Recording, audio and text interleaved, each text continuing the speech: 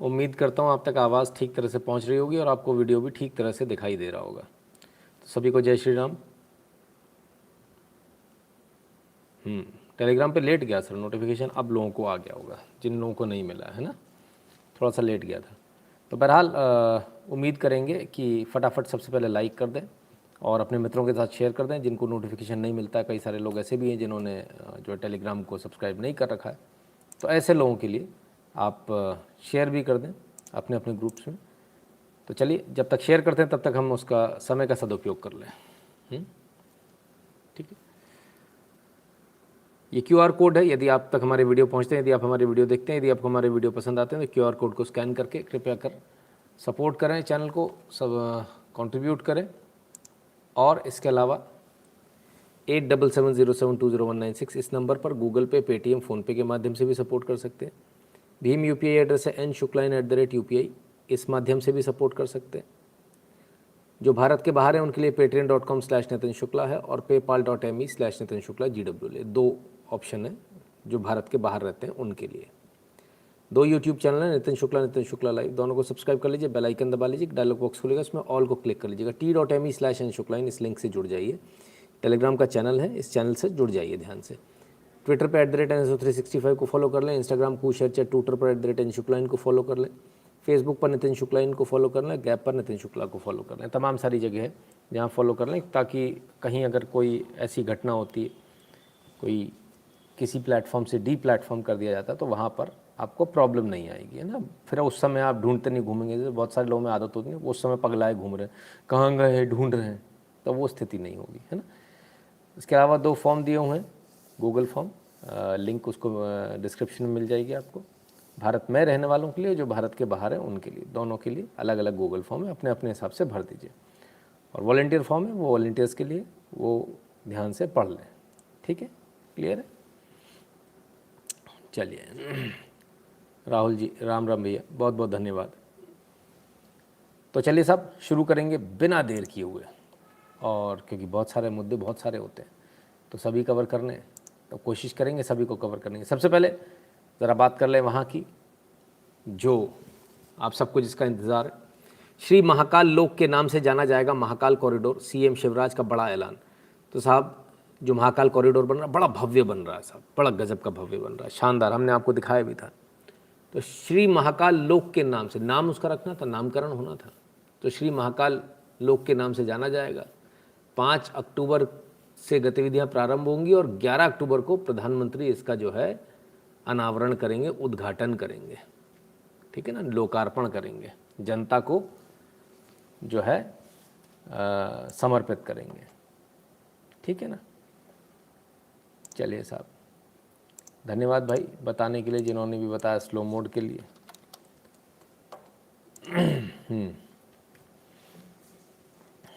तो चलिए,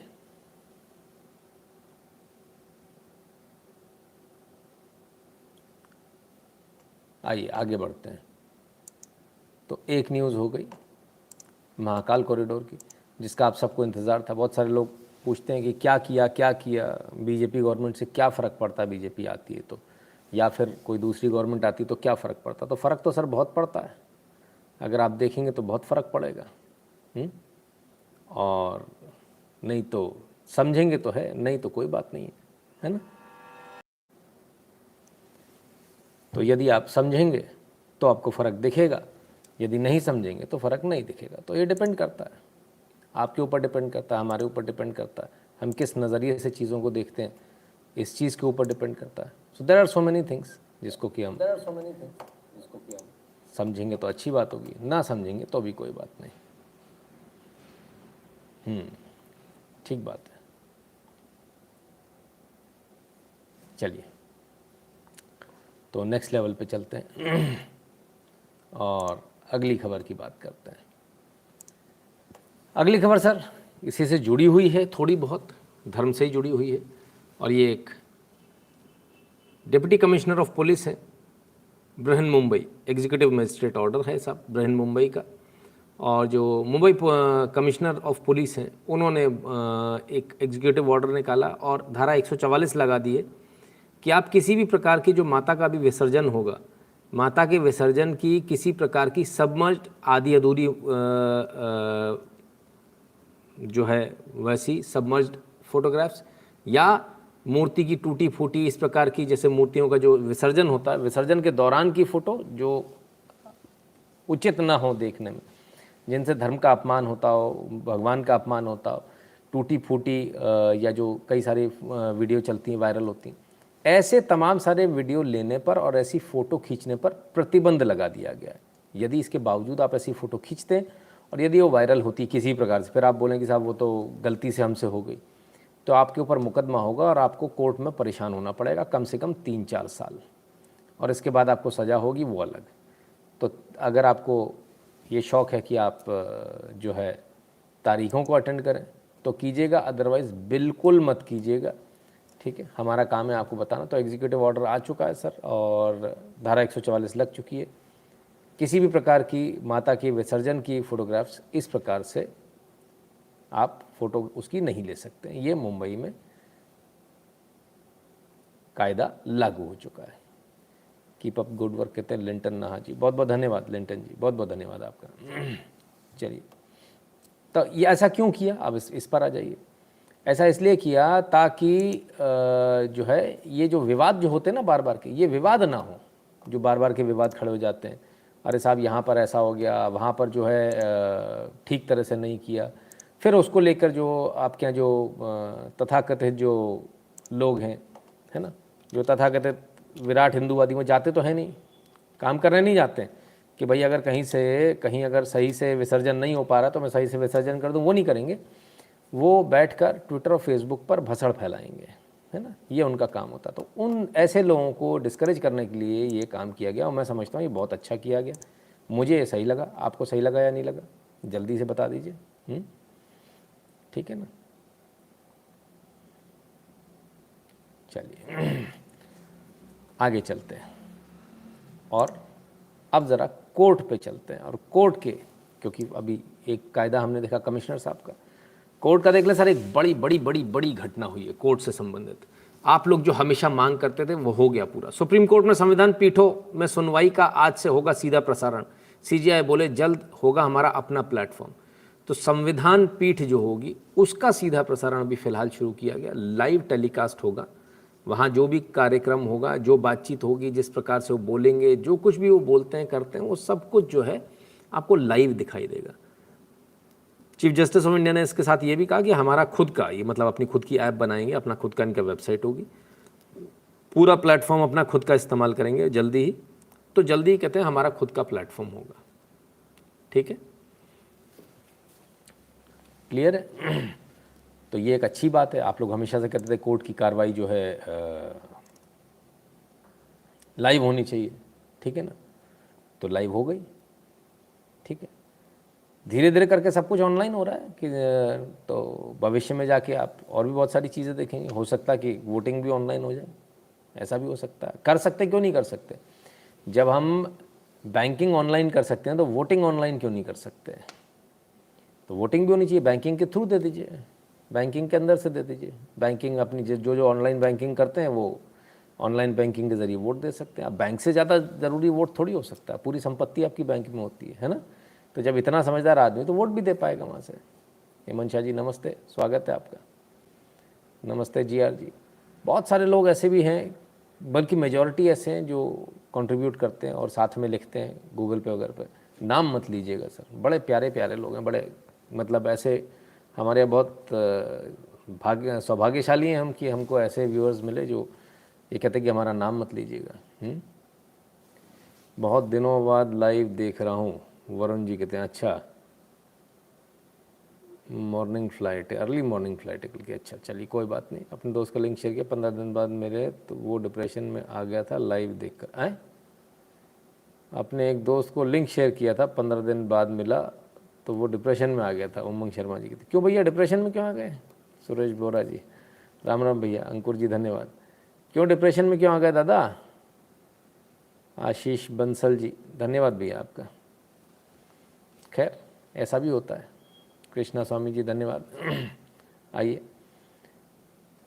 तो कुल मिलाकर सुप्रीम कोर्ट की जो है कार्रवाई लाइव होगी, उम्मीद करेंगे लोअर कोर्ट की भी लाइव हो, क्योंकि आप लोगों को उससे ज़्यादा प्रॉब्लम है ना। और हम तो ये उम्मीद करते हैं कि जो छोटे मोटे जो केसेस हैं जिनमें गवाही जैसी जो बातें होती है ये भी लाइव हो जानी चाहिए। आप घर में बैठ के अपने आराम से मोबाइल ऑन किया और आपने अपने समय पर अपनी गवाही दी और आप बाहर हो गए। वो जाना, चक्कर लगाना, वहाँ खड़े रहना, इस सब की आवश्यकता नहीं है। इससे सरकार का भी खर्चा बचेगा। हम क्यों ज़बरदस्ती इतने बड़े बड़े कोर्ट रूम्स बनाए जहाँ लोग आएँ, बैठें, बेंच का इंतजाम करो, फलान करो, ढिकान करो। हालांकि कोर्ट्स में होता तो है नहीं, कहीं दूर दूर तक बेंच का इंतजाम हमने देखा नहीं है ना। चलिए आइए आगे बढ़ते हैं और देखें कोर्ट से और क्या आ रहा है। एक और फैसला आया, SC/ST अधिनियम के तहत अपराध तभी बनता है जब समुदाय के सदस्यों के खिलाफ एक समूह के रूप में किया जाता है। मद्रास उच्च न्यायालय, मद्रास हाई कोर्ट ने ये रूलिंग दी। अब ये रूलिंग क्या है, पहले इसको समझिए। ये रूलिंग ये है साहब कि यदि आपके ऊपर SC/ST एक्ट लगाना है तो ये SC/ST एक्ट जो दुर्भावना का जो है, जो छुआछूत का या फिर जो है डिस्क्रिमिनेशन का, ये जो एक्ट है इसमें तमाम सारे प्रोविज़न है। ये प्रोविज़न तब लगेंगे, किसी एक व्यक्ति के ऊपर नहीं लगेंगे। जब पूरे ग्रुप के ऊपर किया होगा या ग्रुप द्वारा ग्रुप के ऊपर किया गया होगा तब ये माना जाएगा कि हाँ ये SC/ST एक्ट डिस्क्रिमिनेशन का एक्ट है और डिस्क्रिमिनेशन का आपने काम किया और इसलिए आपके ऊपर लगा। तो ये एक बेहतरीन फैसला है। क्यों बेहतरीन फैसला है इसको समझिए। क्योंकि मद्रास विश्वविद्यालय में एक दलित प्रोफेसर थे, उन्होंने जो है एक याचिका लगाई और उन्होंने कहा कि उनकी जो महिला प्रोफेसर हैं, जो HOD हैं, वो उनके साथ भेदभाव करती हैं। वो HOD थी, ये प्रोफेसर साहब थे।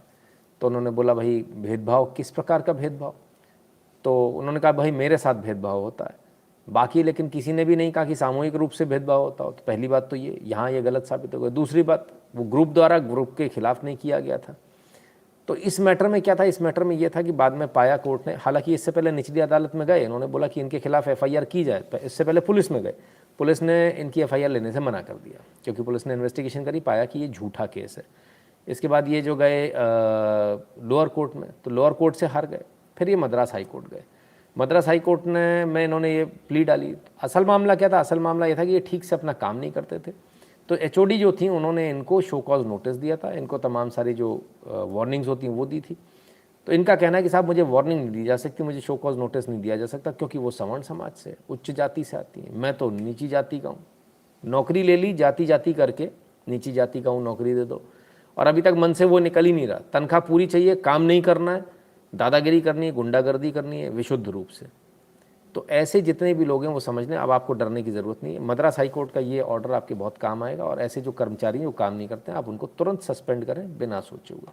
इनके खिलाफ भी कार्रवाई हुई थी, उसी से भड़क कर जो है ये पहुँचे साहब कोर्ट, लेकिन कोर्ट ने इनको रिलीफ देने से मना कर दिया। तो मद्रास हाई कोर्ट का एक बेहतरीन फैसला है ये, ठीक है ना, क्लियर है।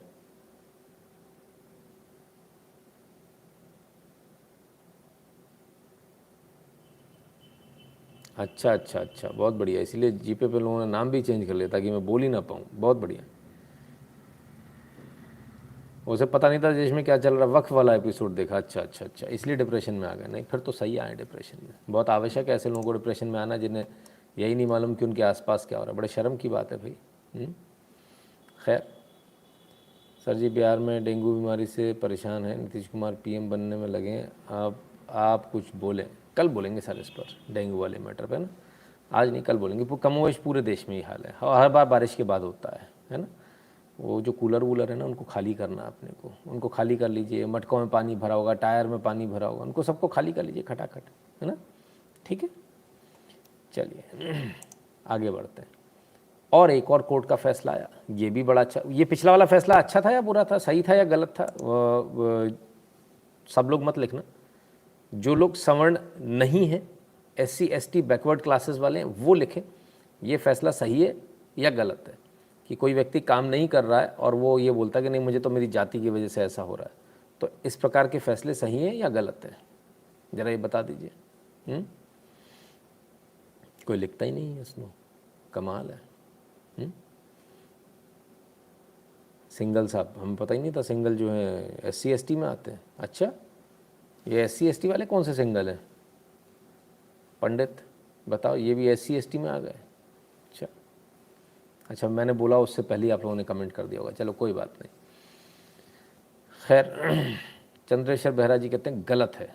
अच्छा, मतलब काम नहीं करे और आराम से बैठ के रोटी तोड़ते रहे, और अगर कोई बोले काम करने की तो ये गलत है, मतलब उसके खिलाफ SC ST का मुकदमा लग जाना चाहिए, ऐसा बेहरा साहब? ठीक है ना, चलिए आइए आगे चलते हैं। हाँ, चुप बैठने में ही भलाई है, गड़बड़ हो जाती नहीं तो। कहते मैं चुप बैठा हूँ इसलिए। एक और फैसला आया, और बहुत सही फैसला, एक और फैसला, मृतक आश्रित कोटे यानी अनुकंपा नियुक्ति में सिर्फ नियमित नियुक्ति ही दी जा सकती है। हाईकोर्ट ने सुनाया अहम फैसला। बोले मृतक आश्रित कोटा जो होता है, इसमें जो नियुक्ति मिलेगी वो सिर्फ परमानेंट नियुक्ति मिलेगी, अस्थायी नियुक्ति नहीं दे सकते आप। ठीक है ना, सिंगल बेंच ने फैसला दिया, बहुत सही दिया। झांसी निवासी थे आसिफ खान, इनकी याचिका पर सुनवाई हो रही थी। और अक्सर क्या होता है, आप देखेंगे कि जब अनुकंपा नियुक्ति लेने आदमी जाता है डिपार्टमेंट में तो उसको परेशान किया जाता है। बोले पहले टेम्पररी जॉब दे दो, तुमको परमानेंट कर देंगे बाद में। परमानेंट करने के नाम पर पैसा लिया जाता है, या फिर सीधे परमानेंट जॉब देने के नाम पर पैसा लिया जाता है, मोटा पैसा लिया जाता है, 2 लाख 3 लाख, जितना जिससे वसूला जा सके। तो ये जो एक जो प्रथा चल रही थी, इस प्रथा को यहाँ पूर्ण विराम मिल गया। और ये ऐसा नहीं कि आज कोई नया फैसला आया, शुरुआत से ही ऐसा है कि जो मृतक अनुकंपा नियुक्ति जो होती है, मृतक आश्रित जो कोटा होता है, उसमें जो जॉब मिलनी चाहिए वो परमानेंट मिलनी चाहिए। लेकिन इसके बावजूद जो बाबू कौम है, जो अधिकारी वर्ग है, ये कईयों बार हमने देखा लोगों को परेशान करते थे, लेकिन अब ये हाई कोर्ट का फैसला आ गया तो मेरे ख्याल से यहाँ पर भी पूर्ण विराम इसका लग जाएगा। ये फैसला सही हुआ कि नहीं हुआ, बेहरा साहब ज़रा ये भी बता दो, ये सही हुआ कि नहीं हुआ, कि उसमें भी नहीं देनी चाहिए, टिपा देनी चाहिए, डेली वेजेस वाली जॉब भगा देना चाहिए? काम तो करना नहीं है अपने को। ठीक है, आइए एक और फैसले की तरफ चलते हैं। कोर्ट ने आज काफ़ी सारे फैसले कोर्ट से आए हैं, तो ज़रा उनको डिस्कस कर लें। सुप्रीम कोर्ट ने किया साफ, किसी कर्मचारी को कंपनी ने दी गलत जानकारी तो छीनी जा सकती है नौकरी। तो जो कर्मचारी जो ये दावा करते हैं, नौकरी तो आपको दे रही है, अभी सुप्रीम कोर्ट ने वहाँ हाई कोर्ट ने बोला कि भैया आपको नौकरी मिलेगी, परमानेंट मिलेगी, लेकिन सुप्रीम कोर्ट ने एक चीज़ और साफ कर दी है, यदि आपने गलत जानकारी दी है किसी भी प्रकार की तो नौकरी आपकी जा सकती है। सरकारी जॉब में पहले ही से था, जो प्राइवेट जॉब है उनमें भी कर दिया गया, यानी कुल मिलाकर सभी जगह कर दिया गया है। ठीक है ना, क्लियर है? तो झूठ बोलने पर, गलत जानकारी देने पर, जानकारी छुपाने पर क्या होगा, आपकी नौकरी चली जाएगी। जानी चाहिए कि नहीं जानी चाहिए? बिल्कुल जानी चाहिए। छुपाने और झूठ बोलने की आवश्यकता ही नहीं है, जो है सीधा सीधा बोलिए, घुमाने फिराने की आवश्यकता नहीं। इसको भी बता दो ये सही हुआ कि नहीं हुआ। इसको तो सब लोग बता सकते हैं पिछले 2 फैसलों को, उसमें घबराने डरने की ज़रूरत नहीं है। ठीक है ना, चलिए आगे चलते हैं। और एक चीज़ नौकरी में जो आपको ज़रूरत पड़ती है वो है क्लियरेंस सर्टिफिकेट की, और तमाम सारी जगहों पर ज़रूरत पड़ती है, सिर्फ नौकरी में नहीं, है ना। पासपोर्ट में भी ज़रूरत पड़ती है। तो PCC, पुलिस क्लियरेंस सर्टिफिकेट, इसकी जो ज़रूरत पड़ती है। अब पासपोर्ट लेते समय जो आपको PCC की ज़रूरत पड़ती है, ये अब आपको मिनिस्ट्री की वेबसाइट से और जो पोस्ट ऑफिस के पोस्ट ऑफिस सेवा केंद्र है, पोस्ट ऑफिस पासपोर्ट सेवा केंद्र, वहाँ से आप इसको ऑनलाइन अप्लाई कर सकते हैं। आपको कहीं जाने भागने की ज़रूरत नहीं है। ठीक है, और PCC की भी अपॉइंटमेंट आप ले सकते हो, अपॉइंटमेंट के हिसाब से वहाँ जा सकते हो। ठीक है ना, तो यदि आपको बाहर जॉब करने जाना है, पासपोर्ट बनवाना है, तमाम सारी और जो आपकी रिक्वायरमेंट्स है, उनके लिए जो पुलिस क्लियरेंस सर्टिफिकेट लगता है वो PCC अब आप ऑनलाइन अप्लाई कर सकते हो, जिसके लिए आप पहले भागते थे, चक्कर लगाते थे, वो भागना चक्कर लगाना बंद। आपको डेट मिल जाएगी, स्लॉट मिल जाएगा, उस डेट और स्लॉट पर जाना आपको, यानी आपका काम और आसान कर दिया सरकार ने। ठीक है, ये गवर्नमेंट ने किया, कोर्ट ने नहीं किया। ठीक है, क्लियर है, सही हो रहा है, देश सही चल रहा है। मज़ा आ रहा है, वोट वसूल हो रहा है। चलो भाई,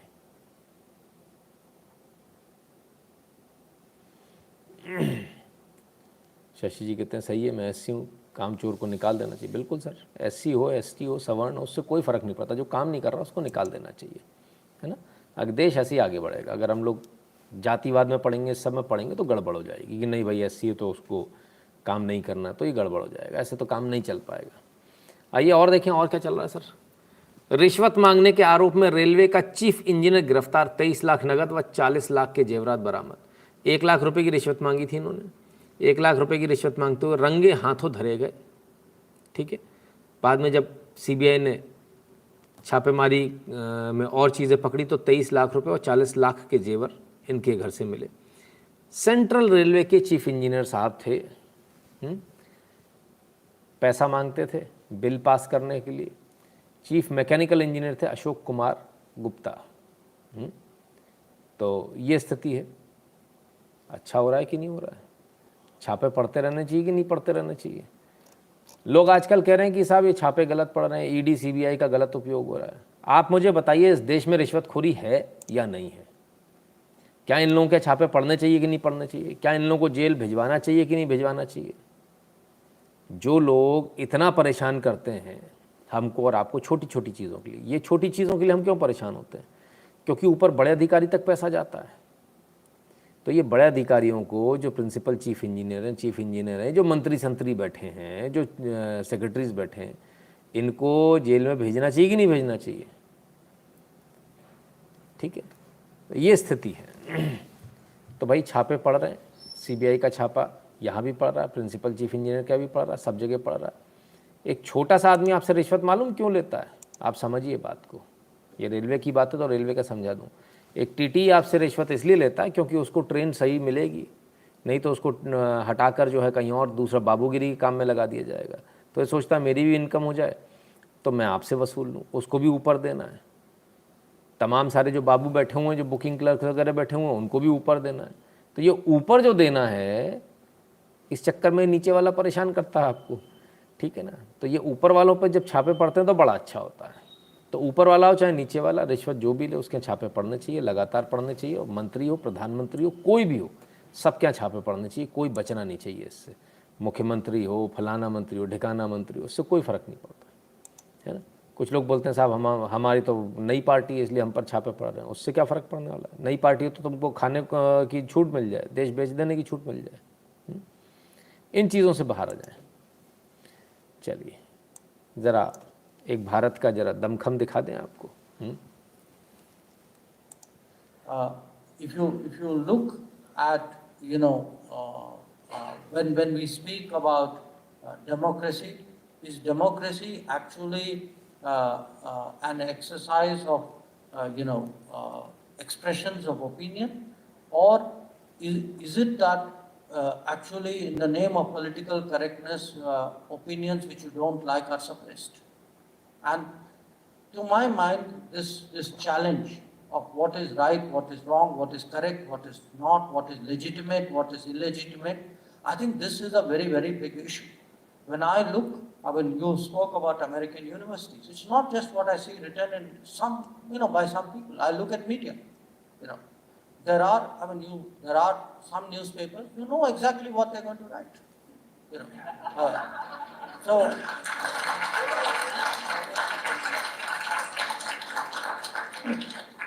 Including one in this town.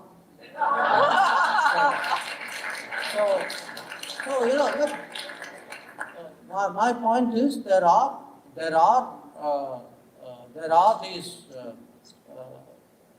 there are these biases, there are these efforts really to determine how I put it. Look, the more India goes its way, and the people who believe that they were the custodians and the shapers of India lose ground in India, the more actually some of this debate is going to come outside. Because they are not winning in India. So they will try and win outside India, or try and shape India from outside. So this is something which we need to be aware of. It is important to contest it. It is important because the most of the Americans, they would not know what sort of the nuances and the complexities of our work. So it's important, I mean, not to sit back, not to let other people define you. That is something which I feel. विदेश मंत्री जयशंकर जी हैं, America में बैठे हैं, America की तरीके से class ले रहे हैं, एक के बाद एक के बाद एक। चाहे वो F-16 वाला मुद्दा हो, चाहे कोई और मुद्दा हो, लगातार जो है नॉन स्टॉप काम जारी है। अब ये वाला वक्तव्य किस पर था? ये वक्तव्य जो था बेसिकली ये इस चीज़ को लेकर था कि उन्होंने पूछा, बोले डेमोक्रेसी जो आपके यहाँ, आपके डेमोक्रेटिक राइट्स जो हैं उनको ऐसा हो रहा है, वैसा हो रहा है, फलान है, तो डेमोक्रेटिक राइट्स जो आपके वहाँ पर हैं लोगों के छीने जा रहे हैं। तो इस चीज़ को लेकर वो बोल रहे थे। तो उन्होंने कहा कि साहब कहीं कोई डेमोक्रेटिक राइट नहीं जा रहा, लेकिन कुछ लोग ऐसे हैं जो भारत में तो नहीं, जिनकी चल पा रही, जीत नहीं पा रहे, और उनको लगता है कि भारत को वो शेप करेंगे, वो बताएंगे भारतीयों को कैसे रहना है, कैसे नहीं रहना है, तो उनकी चल नहीं पा रही भारत में, तो बाहर बैठकर इस तरह से छापते हैं और अपना एजेंडा चलाते हैं। और ऐसे कुछ लोग हैं, कुछ पेपर हैं, तो लोगों ने ताली बजाई। फिर बोलते उनमें से एक तो यहाँ पर भी मौजूद हैं। तो बेसिकली जो न्यूयॉर्क टाइम्स, वाशिंगटन पोस्ट, ऐसे लोगों पर उन्होंने सीधे सीधे कटाक्ष कर दिया 1 मिनट के अंदर, और 2 टूक जिसे कहते ना, उस तरह से भारत चल रहा है। भारत बदल के लोगों को ये समझ में नहीं आ रहा है ना। पहले चपे रहे ऋषभ जी, कहते अब बाहर आ रहा है। अच्छा जी, तो ये स्थिति है साहब। चलिए, कुल मिलाकर भारत अपनी बात विश्व पटल पर रख रहा है, और कहते हैं हम चुप नहीं रहेंगे। जो पहले हो जाता था हम चुप रहते थे, चुप नहीं रहेंगे, हम इसका रिबटल देंगे, हर बात का देंगे, जितनी बार आप करोगे उतनी बार देंगे। आइए थोड़ी अच्छी बात भी कर लें साहब, विकास की बात कर लें। Swedish defence product company SAAB Saab will manufacture its Carl Gustaf M4 weapons made in India. Production in its new facility in India is expected to start in 2024. We haven't done this in any other country, says company senior vice president. साब ने आज तक किसी भी दूसरी देश में जाकर अपना माल नहीं बनाया है, स्वीडन के स्वीडन में ही बनाते हैं। अब ये भी भारत में बहुत बड़ा नाम है साहब, जिनको नहीं मालूम, जो कॉर्पोरेट वर्ल्ड में नहीं, उनको नहीं मालूम होगा ना। SAAB, इसके तमाम सारे नॉन डिफेंस प्रोडक्ट्स भी आते हैं, एक्चुअली वो मिलिट्री ग्रेड ही होते हैं सारे। तो साब जो है वो अपना कार्ल गुस्ताफ M4 वेपन जो है वो भारत में बनाएगा। पहली बार उनके सीनियर वाइस प्रेसिडेंट का कहना है कि हम पहली बार स्वीडन से बाहर जाकर ये काम कर रहे हैं, तो हमने आज तक किसी दूसरे देश में ऐसा काम नहीं किया, ये पहला एक्सपेरिमेंट है हमारा। 2024 में इनका प्रोडक्शन शुरू हो जाएगा, ऐसा बताते हैं। 2024 में काम शुरू कर देंगे। तो विदेशी कंपनियां तो भारत आ रही हैं, आपको सही लग रहा है कि नहीं लग रहा है, ये बता दो। मज़ा आ रहा है कि नहीं? ठीक है, हैवी ट्रक्स भी बनाते हैं, बहुत सारी चीज़ें बनाते हैं। चलिए आइए और आगे देखें तो फिर क्या। लेकिन भारत में तो मामला ही दूसरा है। विदेशी कंपनियां आके करे क्या? धड़ाधड़ रिजाइन का बढ़ रहा चलन, बड़ी संख्या में कर्मचारी छोड़ रहे नौकरी। एट्रिशन रेट 20.3% पर, जानिए वजह। 20.3% का एट्रिशन रेट समझ लीजिए, 20% कर्मचारी नौकरी छोड़ रहे हैं, और ये 2022 की पहली 6 माही में हुआ है।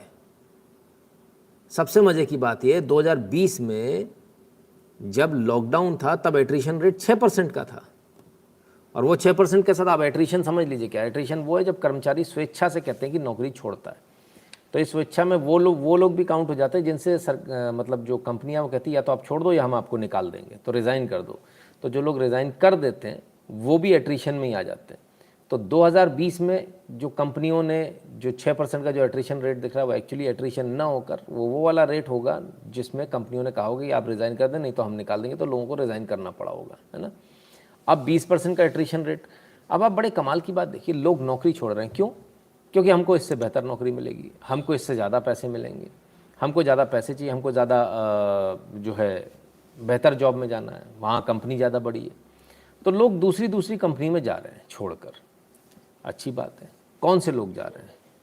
ये वही लोग हैं सर जिन्होंने 2020 में और 2021 में लॉकडाउन के समय पर घर में बैठकर तनख्वाह पाई थी, और ये उस समय मालूम क्या बोलते थे कि तनख्वाह मिलनी चाहिए, तनख्वाह क्यों नहीं मिल रही है, ये तो बड़ा गलत हो रहा है। और उस समय कंपनियों ने इनको बैठकर खाने को पैसा दिया। जब पूरा लॉकडाउन था तभी भी कंपनियों ने इनको तनख्वाहें दी, सब कुछ दिया। नतीजा आज क्या मिल रहा है?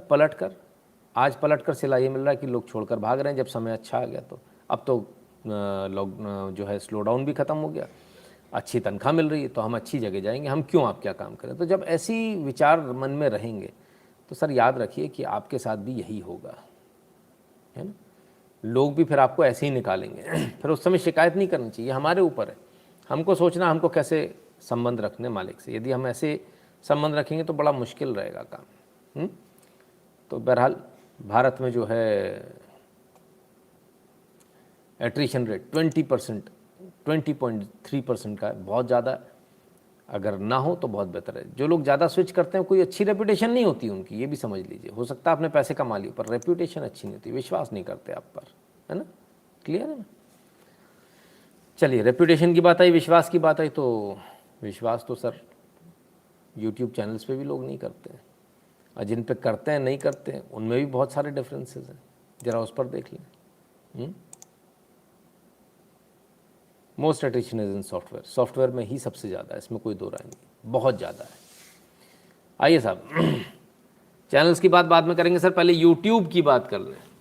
चौड़े में पकड़ी गई यूट्यूब की इनसाइडर स्टोरी, और क्या है? Exclusive YouTube insider helping Dhruv Rathee, government official left puzzled as Rathee's video not blocked by YouTube. अब आप समझिए मैटर क्या है। ध्रुव राठी ने एक वीडियो बनाया, उस वीडियो में जो है ये भारत का गलत नक्शा दिखा दिया इन्होंने, ये वाला, ठीक है ना। Parts of Indian territories shown in Pakistan, ये पाकिस्तान में शो कर दिया भारतीय टेरिटरी। इसको लेकर हंगामा मचा, कंप्लेंट हुई, सरकार के पास गई कंप्लेंट। तो सरकार ने कहा कि भाई इस वीडियो को डाउन किया जाए, ठीक है। और यूजुअली क्या होता है, यूट्यूब खट से डाउन कर देता, और ऐसा यूट्यूब ने किया है, लगभग सभी के साथ किया है। सरकार ने बोला, यूट्यूब अब तक का सरकार के जो कंप्लायंस है उनको पूरे करने में जितनी भी सोशल मीडिया साइट्स हैं उसमें यूट्यूब सबसे बेहतर परफॉर्मेंस करता है, तुरंत सरकार के कहने पे हटा देते हैं चीज़ें। लेकिन ऐसा पहली बार हुआ, यूट्यूब ने इस वीडियो को नहीं हटाया। आपको जानकर हैरानी होगी, जो क्योंकि आप लोग व्यूअर्स हैं, आप लोग चैनल नहीं चलाते हैं, आपको जानकर हैरानी होगी कि यूट्यूब जब हम लोगों को कोई नोटिस देता तो हमें कभी नहीं बताता कि आपके किस पार्ट में प्रॉब्लम है। वो कहता है आपकी ये वीडियो जो है कम्युनिटी गाइडलाइंस के अगेंस्ट में जाती है। अब हमने उससे पूछते हैं, जब भी हमने ये पूछा कि भाई ये वीडियो में कौन सा पार्ट इसके कम्युनिटी गाइडलाइंस के बाहर जा रहा है, उसका जवाब नहीं थे, वो वीडियो को हटा देंगे वो, ठीक है, जवाब नहीं देंगे कि कौन सा पार्ट, ये कभी नहीं बताता यूट्यूब। लेकिन बड़े कमाल की बात है और अचरज की बात है कि ध्रुव राठी को ये बताया गया, किसी ने उनको बताया यूट्यूब से कि कौन सा वाला पार्ट जो है वो आपका जो भारतीय एजेंसीज़ हैं उसके अगेंस्ट में है। पहली बात तो ये भी नहीं बताया जाता कि एजेंसीज़ ने बोला इसको पुल डाउन कर लो, बस ये बोला जाता है एक जो है एस्टैब्लिशमेंट की तरफ से एक रिक्वेस्ट आई है, उस रिक्वेस्ट के तहत आपका वीडियो हटाया जा रहा है। क्यों, क्या, किस लिए, इसका कोई सवाल नहीं। लेकिन बड़ी मज़े की बात है कि ध्रुव राठी को बता दिया गया। उसका सबूत ये है कि ध्रुव राठी ने अपने वीडियो में फिर इसको ब्लर कर दिया, इस पोर्शन को ब्लर कर दिया जहां नक्शा गलत था। तो ध्रुव राठी को ये कैसे पता चला कि सरकार ने इस बात के लिए लिखा है लेटर? इस बात के बारे में जब सरकार के उच्च अधिकारियों से बात की गई तो वो भी हैरान थे। उन्होंने कहा ये कैसे हो गया, और वो इस बात को लेकर भी हैरान थे कि यूट्यूब ने अब तक इस वीडियो को नहीं हटाया, क्योंकि यूट्यूब का कंप्लायंस बहुत ज़बरदस्त है, बहुत शानदार है। तो इस बात को लेकर भी बड़े हैरान थे कि अब तक कैसे नहीं हटाया। लेकिन साहब नहीं हटाया तो नहीं हटाया, है ना। तो बाद में सरकार ने फिर एक बार लेटर लिखा और उनसे पूछा, फाइनली जो है अब जाकर यूट्यूब ने इस वीडियो को हटाया है ध्रुव राठी के। तो कुल मिलाकर दो बातें हुई, एक तो ये कि ध्रुव राठी का जो मैटर है, उनको उनकी जो ट्रेंडिंग है, उनके जो वीडियोस जो चलते हैं, वो पहली बात उनके पास जब अंदर से खबर पहुंच रही है, इसका मतलब कोई ना कोई तो यूट्यूब का इनसाइडर उनके साथ में जुड़ा हुआ है। तो क्या यूट्यूब खुद से प्रमोट करता है ध्रुव राठी को, बाकी लोगों को नहीं करता, जैसे हमारे साथ में करता है, दबा देता है वीडियो को, उनके वीडियो को एक्स्ट्रा वो वेटेज देता है, अलग से वायरल करता है, करता ही होगा, वरना ये बात उनको मालूम कैसे चलती है? ये कैसे मालूम चलती कि मेरे कौन से वाले वीडियो पर कहाँ प्रॉब्लम आ रही है? ये तो बड़े कमाल की बात है कि इनको मालूम चल गया और उन्होंने उसको ब्लर भी कर दिया। नहीं, तो सर ये कुल मिलाकर चीज़ें। तो यूट्यूब की चोरी जो है आज पकड़ी गई, खुले में चौड़े में पकड़ी गई। प्रशांत कोठारी जी कहते हैं IT people are most unstable and greedy people, they have no commitment for working company. अब सर मैं तो ऐसा ठप्पा तो सब पे नहीं मारूंगा, कुछ लोग हो सकता है अच्छे भी होते हो, है ना।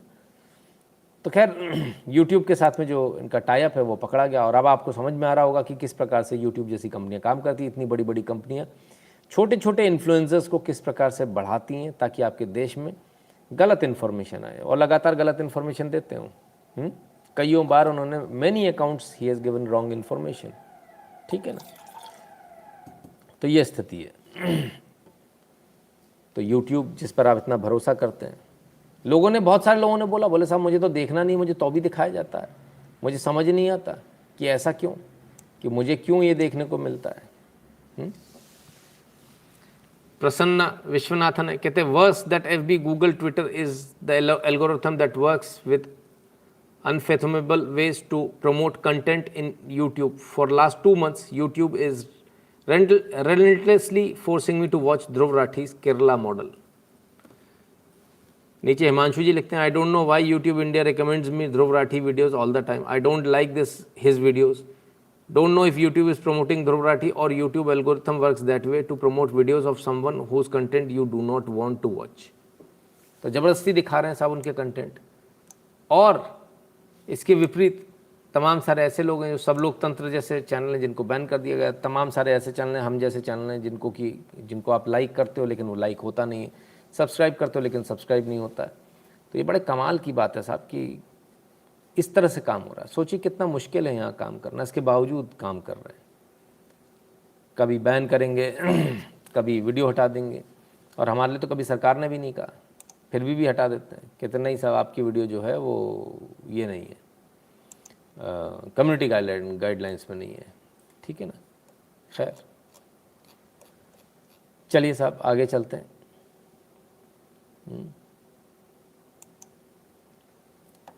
और एक और बात कर लें तो ये तो यूट्यूब की बात है। तमाम सारे चैनल्स हैं जो आप देखते हैं, अलग अलग चैनल्स पे अलग अलग आपको इन्फॉर्मेशन मिलती है। हमारे यहाँ आपको इन्फॉर्मेशन सही मिलती है? देखें जरा सही मिलती है कि नहीं। आत्मनिर्भर भारत 2023 तक होगा अपना लोकेशन सिस्टम, मोबाइल कंपनियों को निर्देश।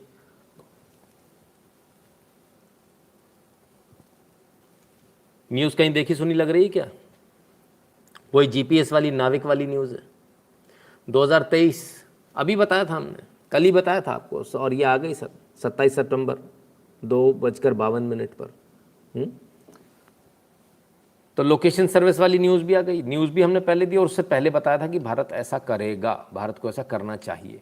तो आपकी आवाज़ भी सुनी सरकार ने, और हमने जो न्यूज़ बताई वो न्यूज़ भी दूसरे लोग बता रहे हैं। तो सबसे पहले न्यूज़ मिल रही है, सही मिल रही है, अच्छी मिल रही है, प्रॉपर मिल रही, गलत तो नहीं मिल रही, गपबाजी तो नहीं है, इधर का उधर कुछ बता दिया हो।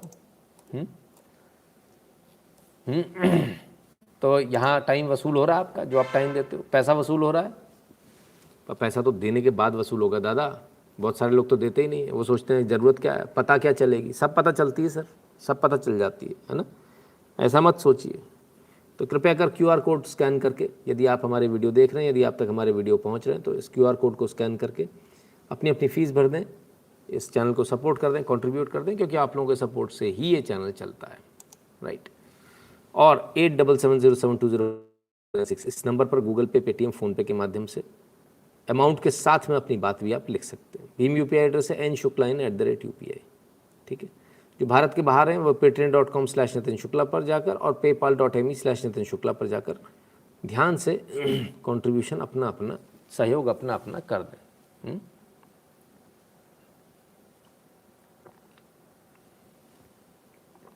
क्या गाना है वो? साथ ही हाथ बढ़ाना, एक अकेला थक जाएगा, मिलकर बोझ उठाना। पर यहाँ पर कुछ लोग समझते हैं एक नहीं ठेका ले रखा, वही देखेगा, वही करेगा, हमको क्या करना है, ठीक है। चलिए आगे बढ़ते हैं, ज़रा देखें क्या चल रहा है भाई।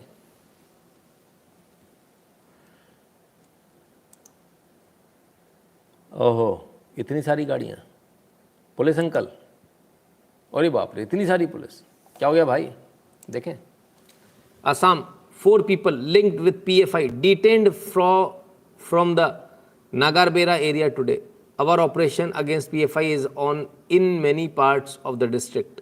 हिरेननाथ, ADGP, स्पेशल ब्रांच असम। तो साहब PFI पर एक बार फिर से दोबारा छापे पड़े। आज असम से 4 लोगों को गिरफ्तार किया गया है। कितने? 4 लोगों को।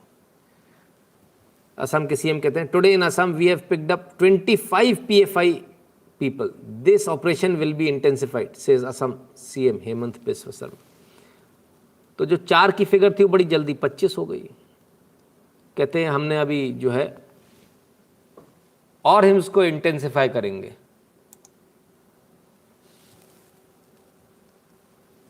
सर फिगर थोड़ी सी और बढ़ गई, 4 से बढ़कर अब 25 हो गई फाइनली।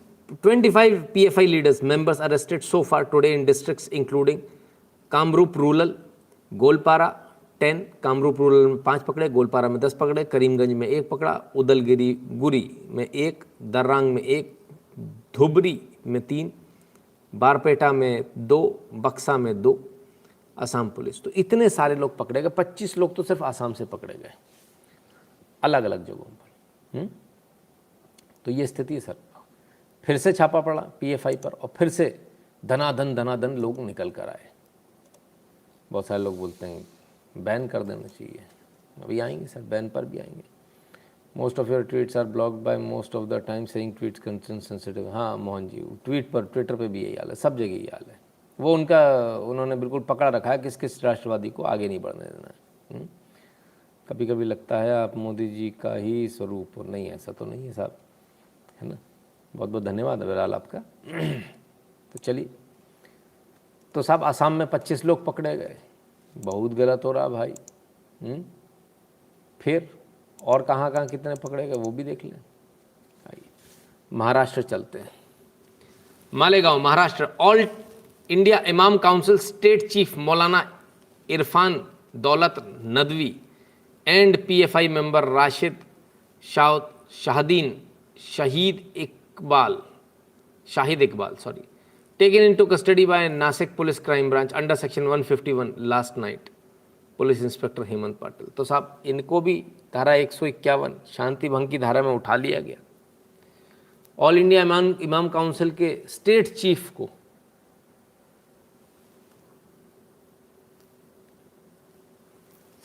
साहब को उठा लिया गया। स्टेट चीफ है। सोचिए, कभी कोई कल्पना कर सकता था कि ऐसा भी होगा इस देश में। और कहाँ कहाँ? 2 हो गए सर, असम हो गया, महाराष्ट्र हो गया।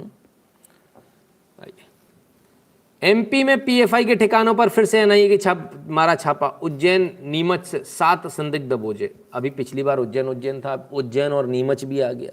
7 और पकड़े गए संदिग्ध। कितने हैं मालूम ही नहीं। MP में भी, यानी असम, महाराष्ट्र, MP। अरे बाप रे बाप। चलो साहब और देखें। Madhya Pradesh police have caught 21 people associated with PFI from 8 districts. ले भैया, वो 2 डिस्ट्रिक्ट जो थी ना बढ़कर 8 हो गई, 21 लोग हो गए। Links about them are found after the people who were arrested last week were interrogated. तो जिनको पिछली बार पकड़ा था उनका लाल सलाम बनाया गया, हॉट क्रॉस बंस बनाए गए। तो हॉट क्रॉस बंस बनते ही उन्होंने बताया कि ये वड़ा पाव आया कहाँ से। तो जहाँ से वड़ा पाव आया है उन लोगों को भी, उन फैक्ट्रियों पर भी छापा मारे गए और उन लोगों को भी पकड़ा गया जो लोग इनकी मदद कर रहे थे या इनके साथ जुड़े हुए थे।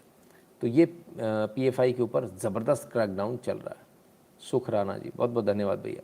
मोनिका शर्मा जी बहुत बहुत धन्यवाद आपका। नीरज शर्मा जी धन्यवाद। मोनिका जी पुनः धन्यवाद, शायद 2 बार आपसे। हाँ खैर, तो ये स्थिति है साहब। हम तो सोच रहे थे 2 ही स्टेट में होगा, पर ये तो 3 स्टेट में तो ऑलरेडी आ गया। और हम सोच रहे थे MP में 2 ही जगह होगा, उज्जैन ही होगा, खाली 1 ही जगह होगा। पर यहाँ तो सर 8 डिस्ट्रिक्ट निकल आई, 21 लोग निकल आए मध्य प्रदेश से। बताइए, हम तो बड़ा सीधा साधा राज्य समझ रहे थे मध्य प्रदेश को, पर यहाँ तो गड़बड़ हो गई। Based on intelligence inputs, we have conducted raids and caught over 80 people associated with PFI and SDPI. 20 more people are also being questioned. They have been sent to preventive custody. They were planning to incite communal violence, public disorder. Karnataka ADGP, law and order.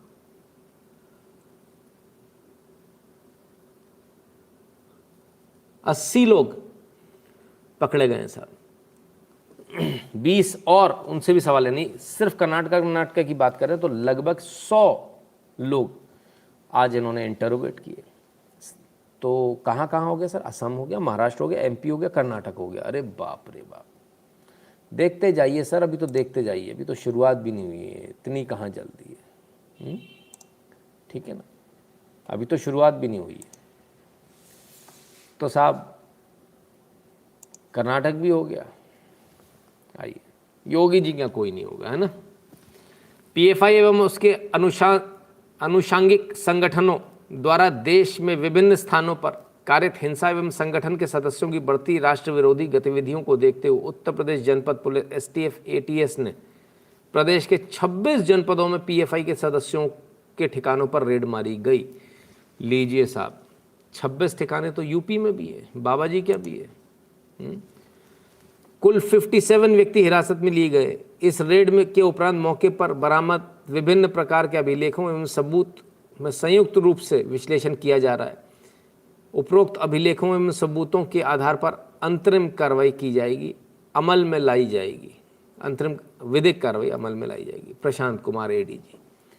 तो हम तो सोच रहे थे योगी जी के राज में कुछ ना होगा, पर ये तो योगी जी का भी हो गया साहब। 57 लोग हिरासत में लिए गए, 57। अंदाजा लगाइए आप।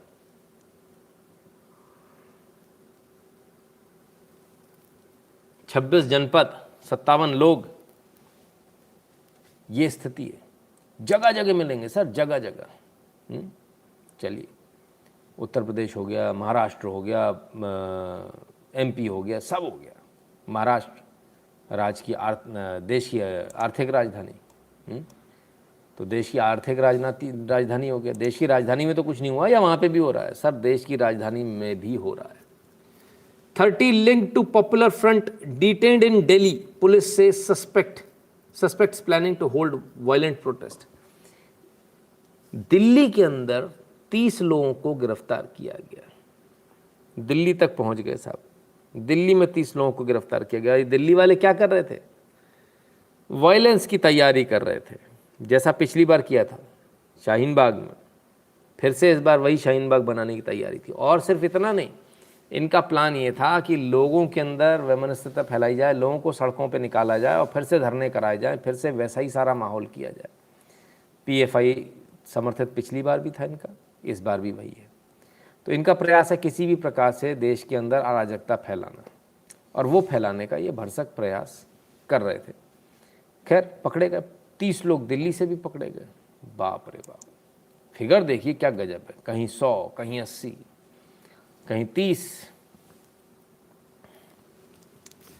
रेड 2.0 PFI के खिलाफ बड़ी धरपकड़, 8 राज्यों में हिरासत में करीब 200 लोग।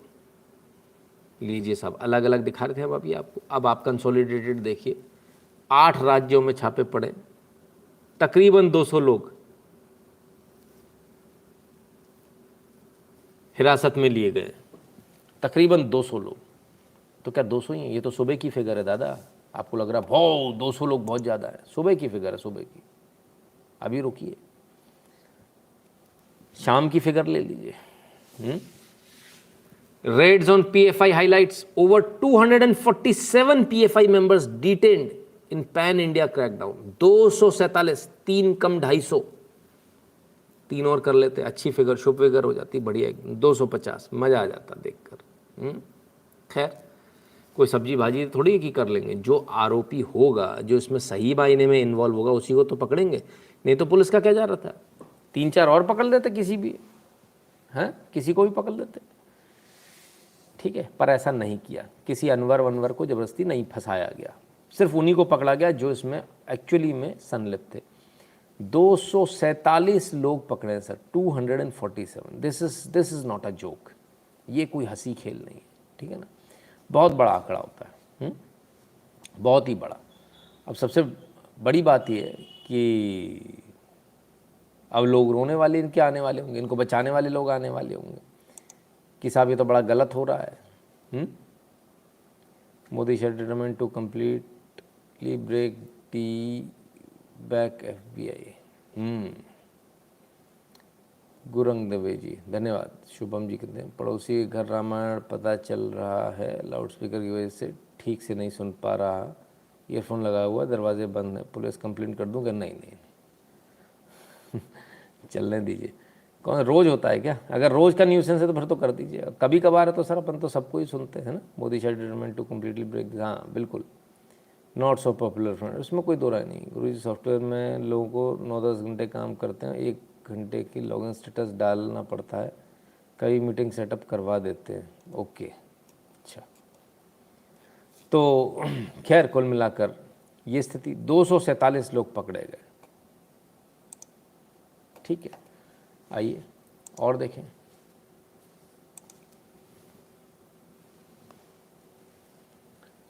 But let's also go across to Ratnadeep, joining us live from Guwahati. Ratnadeep, earlier when we spoke, you said PFI raids were being conducted in 5 lower districts of Assam. What's the latest update you can share with us at the moment?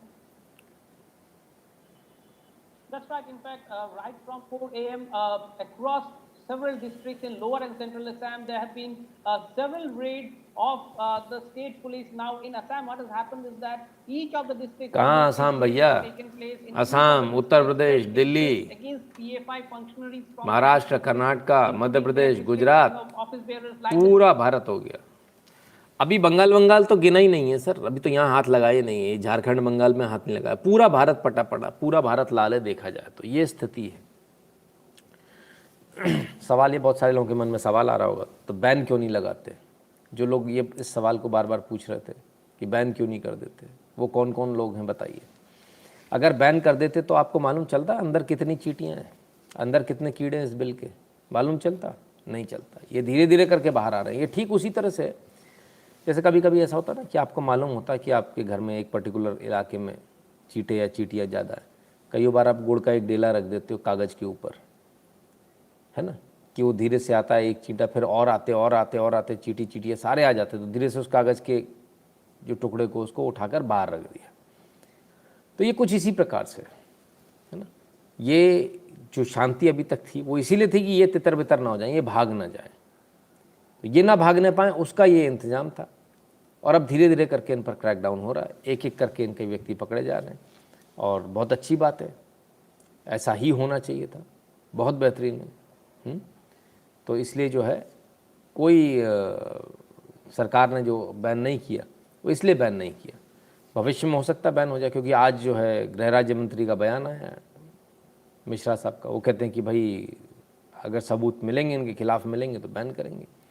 अच्छी बात है, होना भी चाहिए, लेकिन उससे पहले जो जितने बदमाश हैं उन सबको ढूंढ कर पकड़ के अंदर करना चाहिए। फिर भी सुधर जाएंगे क्या? मुश्किल है, बहुत मुश्किल है। Thank you sir for what. Karnataka, अच्छा धन्यवाद भैया। Lakshmi Narayan, no more mention this detail, Dhruv great sir, my salute to you. अच्छा, नो वन मेंशन, अच्छा चलिए। इनमें कितने बांग्लादेशी रोहिंग्या होंगे? बहुत होंगे, जिनके आप अंदाज़ा नहीं लगा सकते, इतने होंगे, है ना, बहुत होंगे, बहुत।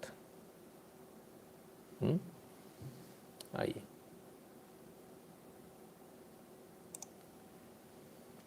तो साहब कुल मिला के PFI का ये हिसाब किताब रहा। 247 लोग इनके आज गिरफ्तार हुए, 250 में 3 कम। देश के अंदर जो इनका काम था वो ये था कि देश में अराजकता कैसे फैलाई जाए, दंगे कैसे कराए जाए, इसकी प्लानिंग थी इनकी, बड़े बड़े पैमाने पर थी। और ये बात हम आपको लगातार कह रहे थे, कुछ ना कुछ होने वाला है, लग रहा है ऐसा। लेकिन खैर पकड़े गए, लेकिन 200-250 लोगों से काम हो जाएगा? नहीं होगा। कम से कम 2-2.5 हज़ार मिनिमम होने चाहिए, हो सकता है इससे भी ऊपर कहानी जाए। तो जितने हों उनको सबको जो है बिल्कुल प्यार से बुलाना चाहिए और सरकारी दामाद बनाना चाहिए, चाय नाश्ता कराइए उनको, बहुत आवश्यक है, क्योंकि बिना इसके तो बड़ा मुश्किल हो जाएगा। और ये वही लोग हैं जो आपके और हमारे बीच में, हमको जिनके बारे में नहीं मालूम, हम सोच रहे हैं सामने वाला बड़ा अच्छा है, ऐसे ऐसे केसेस आए सर मेरे पास में, मैंने ऐसे ऐसे केसेस लोगों से सुने हैं कि जो कहते हैं सर तो बड़ा अच्छा बंदा था, इतनी मीठी बातें करता था, देखा तो पीएफआई के चक्कर में पड़ गए। लोगों को समझ में नहीं आ रहा जाए तो जाए कहाँ, क्या करें। तो ये जो आपके साथ उठने बैठने वाले आपके जैसे जो लोग हैं वही ये सब कर रहे हैं, है ना। मोनिका शर्मा जी धन्यवाद। तो इसलिए थोड़ा सोच समझ के चलिए और बहुत सोच समझ के काम कीजिए, बिकॉज आपका जो पड़ोसी है वही पीएफआई से लिंक्ड है, तो फिर बड़ा मुश्किल हो जाएगा। चलिए आगे चलते हैं सर, और एक खबर की तरफ जरा रुक करें। तो क्या सिर्फ पीएफआई, आदमी आदमी नहीं, man murders Hindu wife for refusing to wear burqa follow Islamic tradition. ये पीएफआई जैसे लोग जो दिमाग में जिनके कचरा भरा होता है उनकी वजह से होता है। हिंदू लड़की से शादी करी साहब,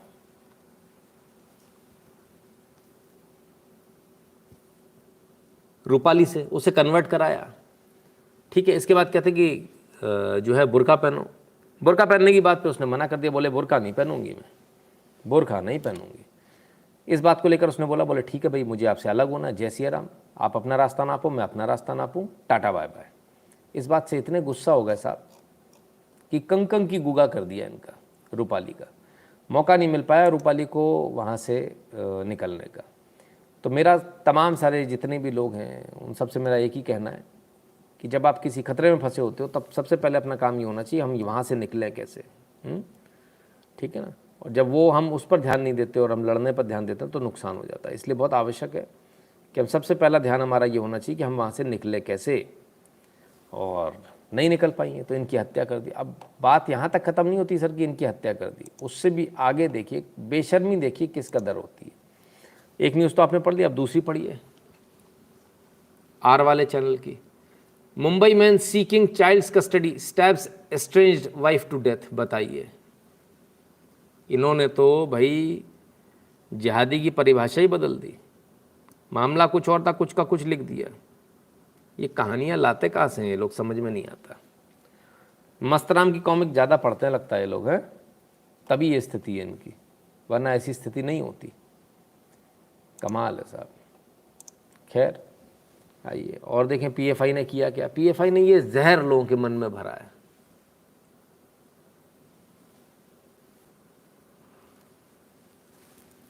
क्या है ये? माता की मूर्ति साहब जिसको तोड़ दिया गया। कहाँ की घटना? हैदराबाद की। 2 मुस्लिम महिलाओं को पकड़ा गया और जो पकड़ने गए उन पर भी हमला कर दिया इन्होंने। तो सिर्फ आदमी नहीं है साहब, पीएफआई माइंडसेट वाली औरतें भी बहुत हैं। जो पकड़ने गए इनको उन पर भी हमला कर दिया, मूर्ति तोड़ दी। बहरहाल हैदराबाद की घटना है, पुलिस ने मुकदमा दर्ज कर लिया। पुलिस कार्रवाई करेगी ऐसी उम्मीद है, क्योंकि इसके अलावा कोई दूसरी उम्मीद हो भी नहीं सकती। अब कितना कार्रवाई करती है कितने नहीं है तो पुलिस के ऊपर है। बुर्का पहन पूजा पंडाल में घुसी 2 मुस्लिम महिलाएं, तोड़ डाली मां दुर्गा की प्रतिमा, रोकने गए शख्स पर भी हमला, हैदराबाद में गिरफ्तार। तो ये हैदराबाद की घटना है साहब, जो रोकने गया उस पर भी हमला कर दिया और दुर्गा माता की मूर्ति जो है वो तोड़ दी। क्या बोले, यही चीज़ यदि किसी दूसरे समुदाय ने की होती तो क्या होता? तब तो अभी हंगामा मच रहा होता। बहुत बुरा हाल है। खैर बहुत ही बुरा स्थिति, हमारी ही खराब है, दूसरे की नहीं। अब राहुल भैया, ममता दीदी, फारूक अब्दुल्ला और केजरीवाल शाह मूवी नहीं खोल पा रहे हैं। एनआईए की टाइमिंग 1 नंबर है, जय श्री राम जी, इसमें कोई दो राय नहीं है। एनआईए बहुत तरीके से काम करती है और कर रही है इस समय। आइए और आगे चलते हैं और दिल्ली की राजनीति की बात कर लें, थोड़ी सी राजनीति की बात हो जाए। Delhi High Court passed an interim injunction in favor of LG V.K. Saxena in a civil suit defamation. He argued that the court to pass verdict to AAP and its leaders to take down alleged defamatory tweets and other posts from social media. कहते हैं मेरी छवि खराब करने की कोशिश हो रही है, तो साहब जो है इनसे आम आदमी पार्टी के नेताओं से कहा जाए कि आप ये तमाम सारे ट्वीट्स हटाएं और इनके खिलाफ में इंजंक्शन भी दें, ठीक है ना। फिर क्या हुआ? दिल्ली एलजीवी सेक्शन आज Delhi court to pass direction to AAP and its leaders to restrain from levelling defamatory allegations against him and his family members in future. तो साहब इसको लेकर भी गए थे और फाइनली क्या हुआ, फाइनली इनके पक्ष में फैसला आया। केजरीवाल सरकार के मुंह पर तमाचा मारा आज हाई कोर्ट ने और स्पष्ट रूप से कहा एलजी वर्सेस आप, मानहानि मामले में आप नेताओं को झटका। हाई कोर्ट ने दिल्ली के एलजी के हक में दिया फैसला। तो दिल्ली के एलजी के हक में फैसला आया। हर बार यही होता, हर बार कोर्ट से पिटते आ रहे हैं। अब तो इनको इंटरनेशनल आदत हो गई कोर्ट से पिटने की, इंटरनेशनल आदत, बेइज्जती कराने की आदत हो चुकी है। बिल्कुल बेशरम की तरह पिट कर आते हैं हर बार। वही वाली बात है, कपड़े झाड़ के खड़े हो गए वाली। कोई शर्म है ही नहीं। फिर क्या हुआ, आइए, सब जो हो गया वो तो हो ही गया। कोर्ट का जरा फैसला पढ़ें, बहुत आवश्यक है। दिल्ली हाई कोर्ट ने अपने आदेश में कहा कि एलजी के खिलाफ किए गए ट्वीट मानहानि वाले थे। विनय कुमार सक्सेना के खिलाफ आप नेताओं ने ट्विटर हैंडल से किए गए ट्वीट्स और उनके दिए बयान एलजी की प्रतिष्ठा को जानबूझकर धूमिल करने की नीयत से किए गए थे। तो जानबूझकर धूमिल करने की नीयत से, उनकी इमेज को धूमिल करने की नीयत से किए गए थे। ठीक है। हाईकोर्ट ने कहा कि प्रतिष्ठा वर्षों में अर्जित की जाती है, इसे इस तरह से धूमिल नहीं कर सकता। अपने आदेश में हाईकोर्ट ने कहा कि एलजी के खिलाफ बयान में नोटबंदी के दौरान भ्रष्टाचार में लिप्त होने का बिना किसी पुष्टि और बिना किसी सबूत के की गई। हाईकोर्ट ने कहा कि आप नेताओं ने अपने बयानों में कथित राशि को बढ़ा चढ़ाकर पेश किया है। तो साहब ओवरऑल बिना सबूत के किया, राशि बढ़ा चढ़ा कर करिए, उल्टे सीधे आरोप लगाए। इन सभी ट्वीट्स को, सभी पोस्ट को जो है इनको वापस लेना है, यह हाई कोर्ट का आदेश है। ठीक है। इतने बेशरम है सर, ये इतने बेशरम। एलजी के ऊपर आरोप लगा रहे थे, एलजी ने फलाना कर दिया, एलजी ने ठिकाना कर दिया, एलजी तो घोटालेबाज है। चले गए साहब हाई कोर्ट, तो खेल हो गया। खैर हम नहीं कह रहे सर, हम तो इन्हीं के जो कार्यकर्ता उनसे कहलवा दें आपको, तो ज़्यादा बेहतर रहेगा। ये ऑटो आप दिल्ली का देख रहे हैं, किस तरीके से ये केजरीवाल हाय हाय लिखा है इन्होंने। और सबसे बड़ी बात, ये खुद उस राज को खोलेंगे। ये आपको बता दें, ये आम आदमी पार्टी के कार्यकर्ता हैं।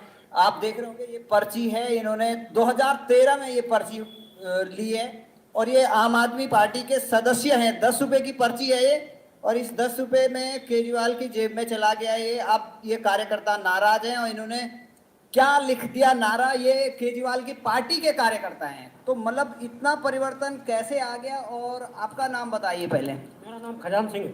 खजान सिंह, जो ये आपने नारा लिखाया है इसमें केजरीवाल हाय हाय, अभी देख रहे हैं गुजरात में जा रहे हैं केजरीवाल और वो ऑटो वाले के घर जा रहे हैं। हाँ, केजरीवाल का काम है नौटंकी करना, झूठ बोलना, झूठ बोलकर लोगों को गुमराह करना, नौटंकी करना।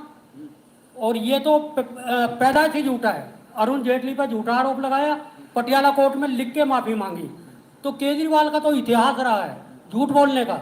मैं गाड़ी नहीं लूंगा, मैं बंगला नहीं लूंगा, ऑटो वालों का हर साल 10% किराया बढ़ाऊंगा, पूरी दिल्ली को मुफ्त वाईफाई दूंगा, लेडी कमांडो फोर्स बनाऊंगा। इस तरह के मैंने केजरीवाल के 50 झूठ अपनी कॉपी में नोट किए हुए हैं। अभी ये जो ऑटो में आपने लिखवाया है, अभी आपने केजरीवाल का एक वीडियो देखा होगा, वो गुजरात जा रहे हैं आजकल ज्यादातर वहीं। हाँ, क्योंकि इसको सबसे बढ़िया जो वो लगता है एक जरिया, वो ऑटो ही लगता है कि ऑटो वालों को बेवकूफ़ बनाओ।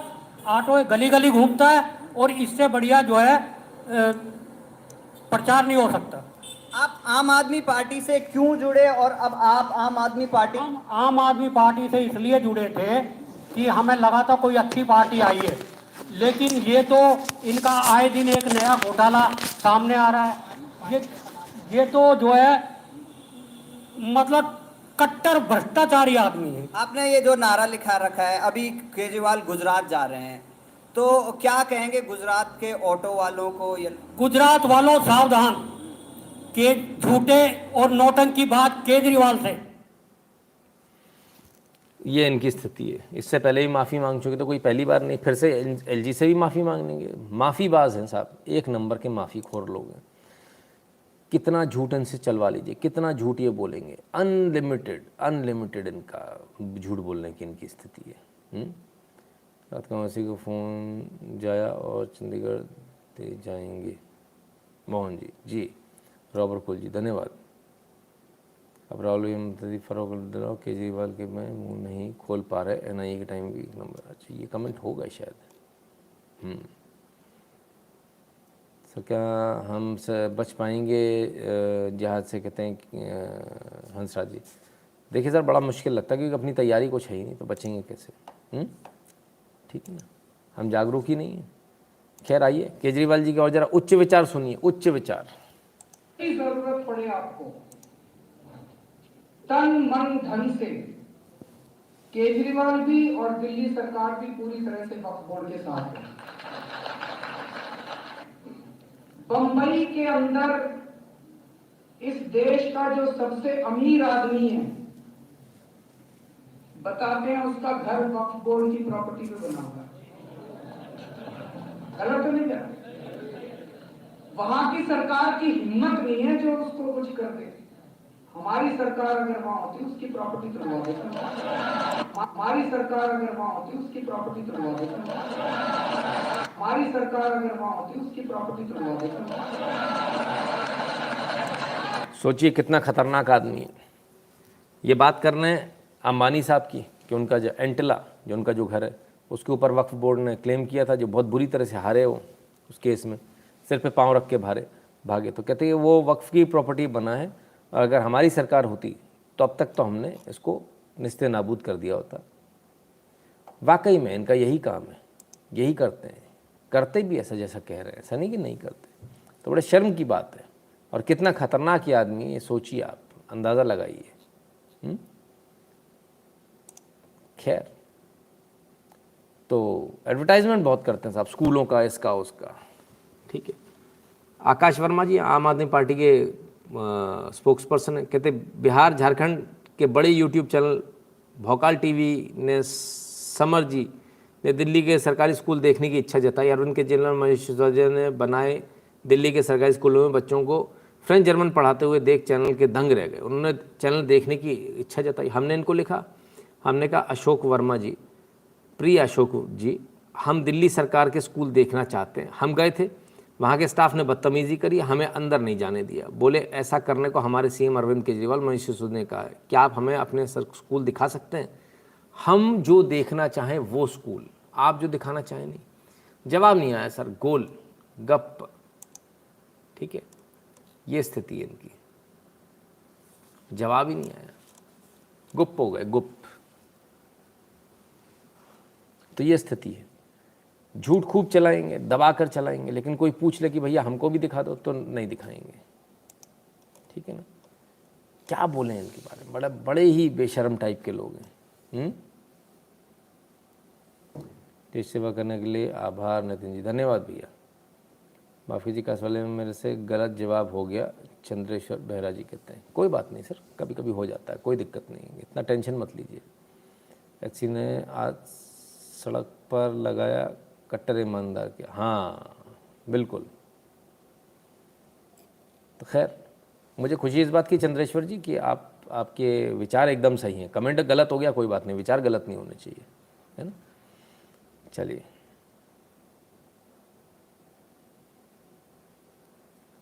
आइए और आगे चलें। इनके झूठ तो आपने देख ही लिए, अब देखिए इनके और जो बड़े इनके झूठ है, बड़ी गप जो है। दिल्ली शराब नीति मामले में पहली गिरफ्तारी, सीबीआई ने आरोपी विजय नायर को किया अरेस्ट। कट्टर ईमानदार सरकार है सर, कट्टर ईमानदार सरकार, इसको ध्यान रखना आप। पहली गिरफ्तारी हो गई, दपोड़ों की आज ऐसी की तैसी हो गई। दपोड़े आज सोच रहे अब करें तो करें क्या, दपोड़ों का पेट खराब है साहब, कब दूसरी हो जाएगी मालूम नहीं, कब सन्नाटा अंदर चला जाए मालूम नहीं, कब गुटखा अंदर चला जाए मालूम नहीं। बड़ी आफत है साहब। ऐसे राजनीति होती क्या मोदी जी? ऐसे अरेस्ट कराओगे आप लोगों को? तो शराब नीति में साहब फिलहाल तो जो है पहली गिरफ्तारी हो गई, अरेस्ट हो गए, बहुत अच्छा हुआ, बहुत बेहतर। आइए, दिल्ली की तो इतनी बात करी, जरा यहाँ देख लें। राजस्थान संकट पर गहलोत को क्लीन चिट, चीफ विप समेत समर्थक गुट के 3 नेताओं को नोटिस। लीजिए साहब, इनको तो क्लीन चिट मिल गई। मुझे जो आशीर्वाद प्राप्त है मैडम का, मुझे कुछ नहीं होने वाला है, फॉर्म भी भरूंगा, सीएम भी बना रहूँगा। अब जिसका करना था उसका कर दिया भाई, उसको समझ में नहीं आ रहा है, वो अपने 2-4 विधायक लेके यहाँ से वहाँ घूम रहा है। तो साहब 2-4 विधायक लेके सचिन पायलट जी यहाँ से वहाँ घूम रहे हैं, परेशान हैं बेचारे, करे तो करे क्या। और इन्होंने तो अपने मज़े कर लिए पूरे तरीके से। ठीक है ना। चलिए, तो ये स्थिति है, यहाँ की स्थिति देख ली। सर थोड़ा सा बिहार का भी ज़रा जायज़ा ले लीजिए। बिहार में नौकरियाँ निकली हैं साहब, बिहार विद्यालय परीक्षा समिति। इन नौकरियों में देखिए उर्दू विषय, एक मिनट इसको बड़ा करूँ यार, मज़ा नहीं आ रहा। हाँ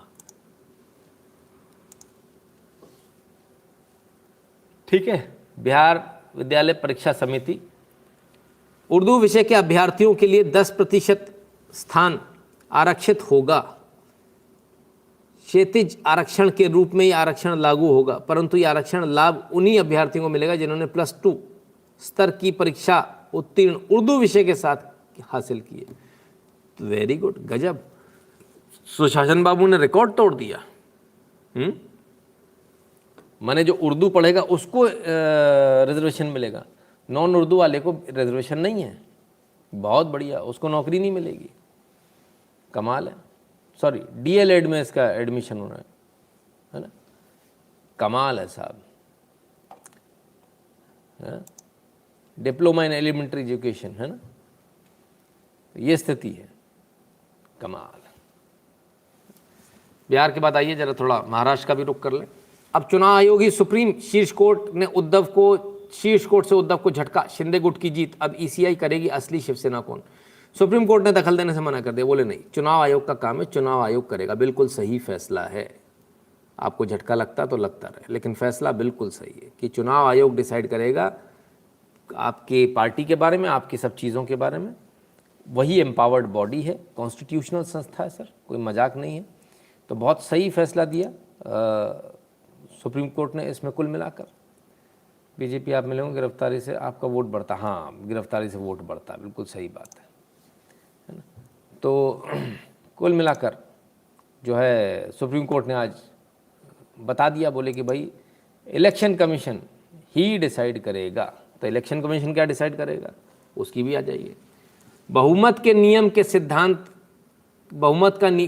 का सिद्धांत लागू करेंगे, मुख्य चुनाव आयुक्त ने शिवसेना के मुद्दे पर कहा। लीजिए साहब, सुप्रीम कोर्ट ने कह दिया इलेक्शन कमीशन करेगा। इलेक्शन कमीशन कहता है बहुमत के सिद्धांत पर करेंगे। गई पार्टी। बहुमत किसके पास है, शिंदे गुट के पास। तो हो गई, लंका लग गई इनकी। तो अब कैसे बहुमत लाएंगे, बहुमत तो इनके पास है नहीं। क्योंकि कल तो उनका जो असिस्टेंट था, जो कुछ भी नहीं है, उसने भी छोड़कर शिंदे गुट को ज्वाइन कर लिया, इनको छोड़कर। कहाँ से लाएंगे, असंभव है इसके इनके लिए बहुमत लाना। बहुमत के सिद्धांत पर यदि हुआ लागू तो खेल हो गया इनका, पहले ही हो गया। आइए बीजेपी का भी जरा देख लें। कोतवाली के बाहर धरना दे रहे किसानों पर हमले के आरोप में भाजपा जिलाध्यक्ष समेत 150 पर मुकदमा। लीजिए, अब मैटर समझिए। दारोगा ने रिश्वत ली, इस बात को लेकर भारतीय किसान यूनियन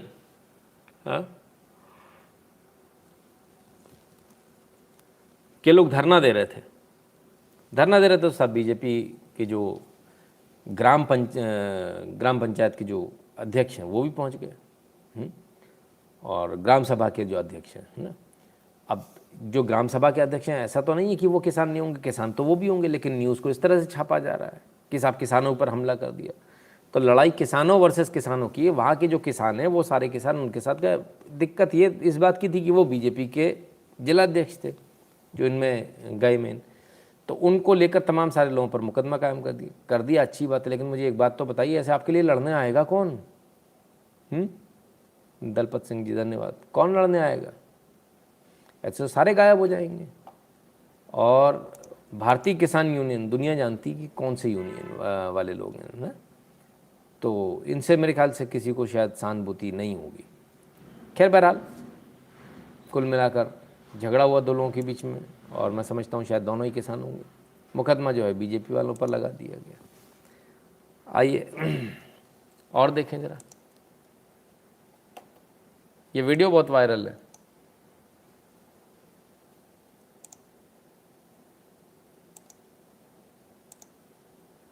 इसमें पुलिस वाला जो है पीटते हुए दिखाई दे रहा है एक व्यक्ति को,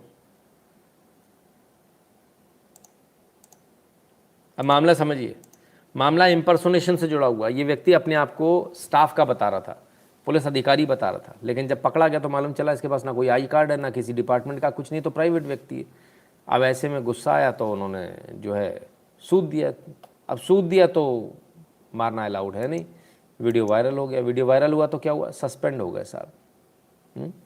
तो फिलहाल सस्पेंड है और उम्मीद करेंगे कि इसके बाद में जो भी व्यक्ति आए या जो भी थाना इंचार्ज थोड़ा बदलाव करें, थोड़ा बेहतर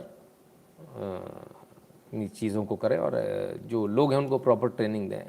आपके साथ ऐसे लोग आएंगे, गलत काम करेंगे, है ना, लेकिन इस तरह से मारना जो है ये पूरी तरह से गलत है, इसको सही ठहराया नहीं जा सकता, है ना। आइए अब एक और चीज़ की बात कर लें, बिजनेस की थोड़ी बात कर लें फटाफट जल्दी से। बिजनेस को लेकर सर ज़रा देख लें, होम लोन, कार लोन, महंगाई का इलाज भी महंगाई, लगातार चौथी बार रेपो दर बढ़ा, लोन महंगा करेगा आरबीआई विशेषज्ञ। तो रेपो रेट फिलहाल क्या है, रेपो रेट है 5.4% का, बैंक रेट है 5.15% का, रिवर्स रेपो रेट है 3.35% का, CRR है 4.5% का, SLR है 18% का। तो ये फिलहाल दरें हैं, ठीक है। अब इन दरों को समझिए आप, देखिए ये 2014 के आसपास का है, तब कितनी दरें थी, ब्याज दरें 8% की, फिर एक घटते घटते घटते 2020 में 4.4 पे ले आया, 2020 में पाँचवें महीने में 4% पे ले आया। अब ये इकोनॉमी वापस रिवाइव कर रही, तो ये भी धीरे धीरे बढ़ता जा रहा, तो ये बढ़ेगा अभी, है ना, कोई ऐसी बड़ी बात नहीं, कोई बहुत बड़ी तोप नहीं चल रही है, ठीक है ना। और जहाँ तक तमाम सारे CRR वगैरह की बात है, तो ये एक ज़माने में 11% होते थे, 10.5%, 11%, ठीक है ना। तो अब इनको जो है बढ़ाया जा रहा है। पहले तो ज़रा देख लें कि इससे फ़र्क क्या पड़ेगा, तो ज़रा समझें। महंगे लोन से राहत की दूर दूर तक गुंजाइश नहीं, आरबीआई चौथी बार बढ़ा सकता है रेपो रेट। चौथी बार रेपो रेट बढ़ा रहा है, क्योंकि बाकियों ने भी बढ़ाए इसलिए हमको बढ़ाने पड़ेंगे। तो फिलहाल आपको महंगाई से गुंजाइश नहीं, क्योंकि और महंगी होने वाली है आपकी EMI। बुधवार से शुरू हो रही आरबीआई की MPC की बैठक, तो बुधवार से बैठक शुरू होगी, गुरुवार शनिवार तक इसका रिजल्ट आ जाएगा। कहते हैं आपकी EMI और महंगी हो सकती है, बिल्कुल, क्योंकि रेपो रेट बढ़ेगा तो लेंडिंग रेट्स भी बढ़ जाएंगे, लेंडिंग रेट बढ़ेंगे तो आपकी EMI जो है थोड़ी सी महंगी हो जाएगी, ठीक है। क्लियर है। तो ये थोड़ा सा जो है बदलाव। अब ऐसा क्यों करना पड़ रहा है, ऐसा इसलिए करना पड़ रहा है क्योंकि आपने देखा अमेरिका ने भी अभी किया, रेपो रेट बढ़ा दिए, और आप देख रहे हैं डॉलर किस प्रकार से हवाई जहाज हो गया। उसके बाद अब भारत में भी रेपो रेट बढ़ाए जाएंगे, तब क्या होगा, तब ये जो डॉलर जो है ऊपर जो बैठा हुआ है इसमें करेक्शन आएगा, ठीक है ना, ये नीचे गिरेगा, ठीक है। तो ये स्थिति है कुल मिला के। तो जो अनशंट बढ़ गया है वो नीचे भी आ जाएगा, ठीक। चलिए और कुछ न्यूज़ हम लेने का प्रयास करते हैं, कवर करने का प्रयास करते हैं इसको भी। Woman whose video of tying her unscarfed hair back to join protest over Amini's death went viral, shot dead. तो ये जो एक मोहतरमा है जो अपने बाल बांध रही थी, बाल काट रही थी, इनकी भी गोली मारकर हत्या कर दी गई है।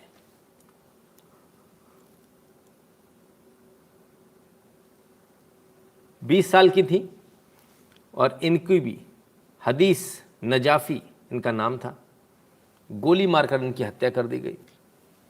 किसी और ने नहीं, वहाँ की पुलिस ने, वहाँ की इस्टेब्लिशमेंट ने। सोचिए आप, ये स्थिति है, बालों को लेकर इतना बवाल है, कमाल है, गजब है। फिर क्या हुआ, फिर धीरे धीरे ये आग पूरे विश्व में फैल रही है, पूरे मुस्लिम कंट्रीज में फैल रही है, दूसरे मुस्लिम देशों में फैला ईरान का हिजाब प्रोटेस्ट, सीरिया और यूरोप सड़कों पर उतरी महिलाएं, सीरिया और यूरोप में भी सड़कों पर उतर आई महिलाएं, भी सब जगह फैल रहा है धीरे धीरे। किसी को हिजाब में नहीं रहना, पर भारतीय मुस्लिम महिलाओं को रहना। वो तो कह रही थी, राना अयूब तो उस दिन वो बांध के आ गई थी, भगवान जाने कहाँ से क्या उनको क्या मिला था, मोजा बांध के आ गई थी या पता नहीं चुन्नी बांध के आ गई थी क्या, उन्होंने उसी को हिजाब बना लिया, रंग बिरंगे काला पहन कर आया करो बीबी, ऐसे नहीं, और पूरा मुंह ढक के। तो पूरी दुनिया में विरोध शुरू हो गया सर, एक एक करके, और जो समझदार लोग हैं वो विरोध कर रहे हैं। लेकिन सबसे मज़े की बात है, भारत में लोगों को हिजाब चाहिए, और जो असली वाले हैं वहाँ क्या हाल है, आइए असली वालों का हाल देख लें।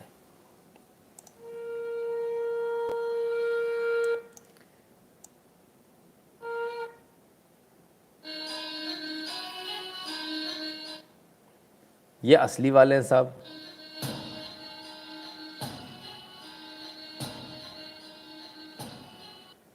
बता सकते हैं कहाँ चल रहा है ये, कहाँ चल रहा होगा ये नाच गाना नवरात्रि का?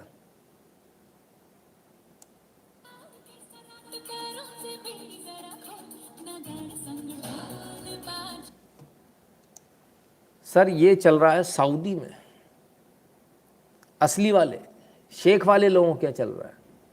नवरात्रि के उत्सव मन रहे हैं, लड़कियां नाच रही हैं, बताइए, ना हिजाब ना कुछ, ऐसे होगा क्या?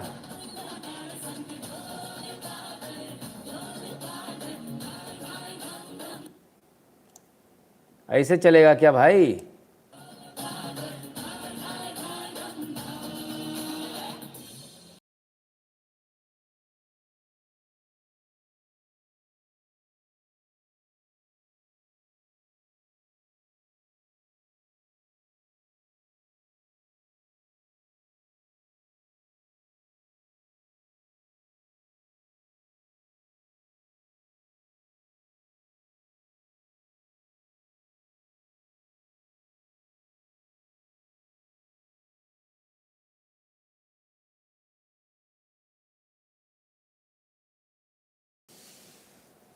ठीक है, मॉल के अंदर का दिख रहा होगा, ग्रॉसरी व्रॉसरी तमाम सारी चीज़ें। और ये साहब ये तमाम सारे सेलिब्रेशन आप सोचिए, अंदाज़ा लगाइए। यूएई का, सॉरी नॉट सऊदी का, यूएई का लुलु मॉल है जहाँ ये सारा चल रहा है। वहाँ कोई नहीं बोल रहा कि हिजाब पहनो, फलाना करो, और ये तुम नाच कैसे सकती हो, फलाना ठिकाना, ऐसा कुछ नहीं हो रहा। सब कुछ नॉर्मल है, सारा ज्ञानबाजी भारत के अंदर है। दलपत सिंह जी, प्रणेश्वर जी, राम राम आपको। यादव पीके जी, राम राम, है ना। तो ये स्थिति है साहब। जो असली वाले हैं वो, उनको कोई दिक्कत नहीं, नकली वालों को ज़्यादा दिक्कत है। आइए ज़रा और देखें और क्या क्या हो रहा है। Government of India raise the matter with government of Pakistan, conveying grave concern at a shocking and deplorable incident. External Affairs Minister D. Jaishankar on alleged kidnapping, forceful conversion of a female Sikh teacher in Khyber. हमने news दिखाई थी आपको, खाइबर में 20 अगस्त को ये जो teacher है उसको उठा के ले गए थे और ज़बरदस्ती उसको कन्वर्ट करा, जो है कन्वर्ट कर दिया, कन्वर्जन हो गया उसका। फीमेल टीचर थी। तो साहब कौन सी फीमेल? सिख फीमेल टीचर थी। तो पर वो तो कह रहे थे कि हमने बचाया तुमको, और पुन्नू उन्नू तो इतने सारे लोग हैं खालिस्तानी, वो बचा लेंगे। तो वहाँ तो सब कुछ सही है पाकिस्तान में तो। अब पुन्नू से जवाब नहीं आएगा, वो करतारपुर कॉरिडोर वालों से भी जवाब नहीं आएगा। ये दिखाते कुछ हैं, करते कुछ और है। ये हमको जितनी जल्दी समझ में आ जाएगा उतना बेहतर होगा। खैर बहरहाल अड़े हाथों लिया और जो है एकदम क्लियरली समझा दिया कि भाई ये तो नहीं चलेगा, हम इस बारे में सवाल आपसे पूछते रहेंगे लगातार, और हमें ज़रूरत होगी तो कार्रवाई भी कर सकते हैं। ठीक है, चाइना का भी रुख कर ले सर। चाइना में क्या चल रहा है? दम जाए। कोविड कर्मचारियों की धुनाई हो गई साहब।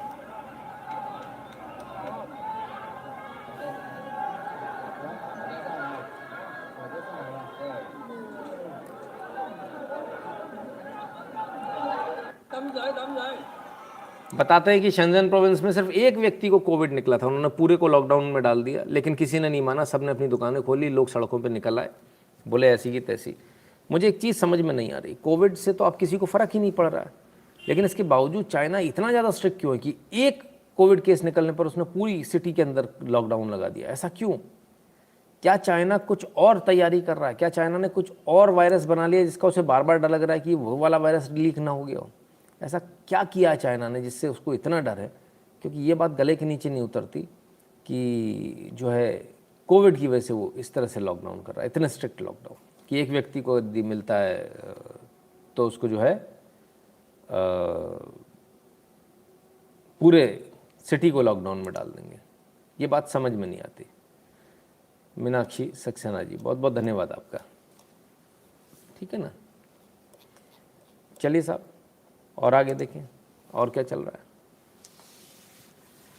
इटली को मिली पहली महिला प्रधानमंत्री, जाने कौन है? Giorgia Meloni. जॉर्जिया मेलोनी मिली हैं, राइट विंगर, हमने कल ही बताया था आपको। और कितनी खतरनाक राइट विंगर है, जरा ये भी देख लीजिए। इनके कुछ वीडियो आए हैं, वो वीडियो भी आपको दिखाते हैं।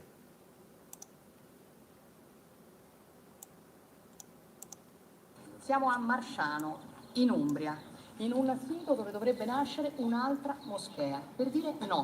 No alla nascita di nuove moschee. No fin quando non verranno approvate le...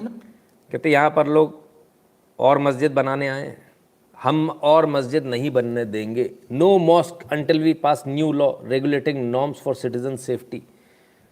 कोई नई मस्जिद नहीं बनेगी।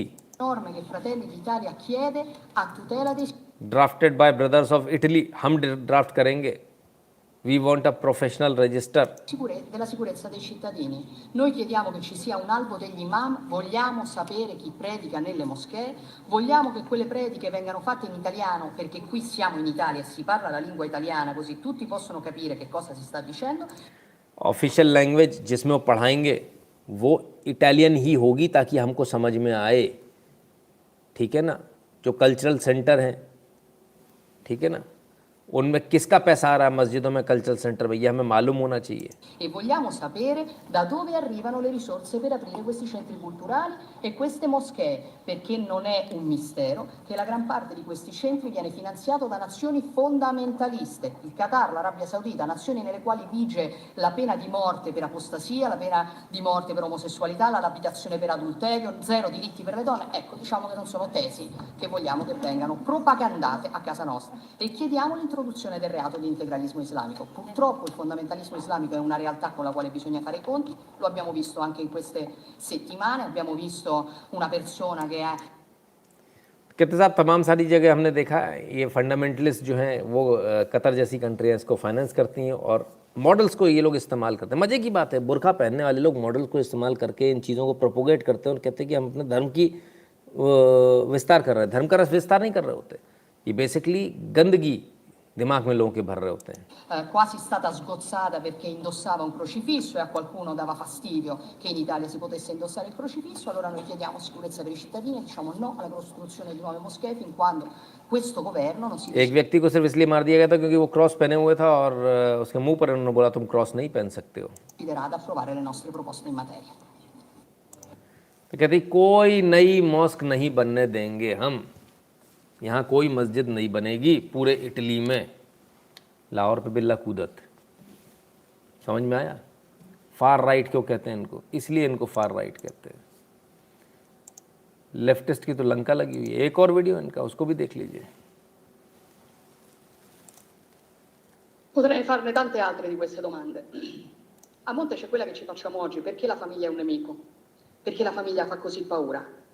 C'è una risposta unica per tutte queste domande, perché ci definisce, perché è la nostra identità, perché tutto quello che ci definisce in questo tempo è un nemico, per chi vorrebbe che non avessimo più un'identità e che fossimo solamente schiavi, consumatori perfetti. E allora è sotto attacco l'identità nazionale, è sotto attacco l'identità religiosa, è sotto attacco l'identità di genere, è sotto attacco l'identità familiare. Non devo potermi definire italiana, cristiana, donna, madre, no. Io devo essere cittadino X, genere X, genitore 1, genitore 2, devo essere un numero. Perché quando sarò solamente un numero, quando non avrò più un'identità, quando non avrò più radici, beh allora sarò lo schiavo perfetto in balia della grande speculazione finanziaria. बहुत बुरी तरह से इन्होंने जो corporate culture, जो leftist जो culture चल रहा है, जो पूरा इनका इकोसिस्टम है, उसको बहुत बुरी तरह से इन्होंने बखिया उधेड़ दी। कहा कि हमें उस तरह से नहीं देखते कि मैं इटालियन हूँ, मैं क्रिश्चियन हूँ, मैं एक वुमन हूँ, मैं एक माँ हूँ, उस तरह से नहीं देखेंगे। नहीं, ये जेंडर एक्स जेंडर इस तरह से करेंगे, डिस्क्रिमिनेट करेंगे पूरी तरह से। और इनका पर्पस सिर्फ एक है कि आपको कंज्यूमर के तौर पे देखना, कि आप बस कंज्यूमर हो, इससे ज़्यादा कुछ नहीं हो। सारा झगड़ा इसी चीज़ का है। Consumatore perfetto. E questa è la ragione per la quale oggi noi facciamo tanta paura. Questa è la ragione per la quale oggi questo appuntamento. इसीलिए हमारे अंदर फियर भरते चले जाते हैं। fa tanta paura. Perché noi non vogliamo essere dei numeri, noi siamo qui per dire che noi non siamo dei numeri, noi difenderemo il valore della persona umana, di ogni singola persona umana, perché ognuno di noi ha un codice genetico unico e irripetibile. E questo, piaccia o no, ha del sacro. Lo difenderemo, difenderemo Dio, la patria e la famiglia, che fanno tanto schifo a qualcuno. Lo faremo per difendere la nostra libertà, perché noi non saremo mai schiavi e semplici consumatori in balia della speculazione finanziaria. Ecco la nostra missione, ecco perché oggi sono venuta qui. Scriveva Chesterton ormai più di un secolo fa, vediamo se ve lo trovo: fuochi verranno attizzati per dimostrare che 2 più 2 fa 4. Spade verranno sguainate per dimostrare che le foglie sono verdi in estate. Quel tempo è arrivato, signori. Siamo pronti. Grazie. तो सबकी, इनके ecosystem से लेके सबकी लंका लगा दी इन्होंने। ये इनके जब चुनाव लड़ रही थी तब की स्पीचेज हैं, थोड़ी सी पुरानी स्पीच है, अब प्रधानमंत्री बन गई हैं। इनके मारे लोगों की सिट्टी पिट्टी गुम है, लोगों को समझ में नहीं आ रहा कि करें तो करें क्या, कहाँ जाएं बेचारे। ब्रिजेश पांचाल जी, जय स्वामीनारायण भैया। चित्रहरण जी कहते सर आपकी फ़ीस हफ्ते में एक छुट्टी खुद के लिए लीजिए। बिल्कुल, बहुत आवश्यक है, पूरा प्रयास करेंगे। तो ये स्थिति है साहब इटली की।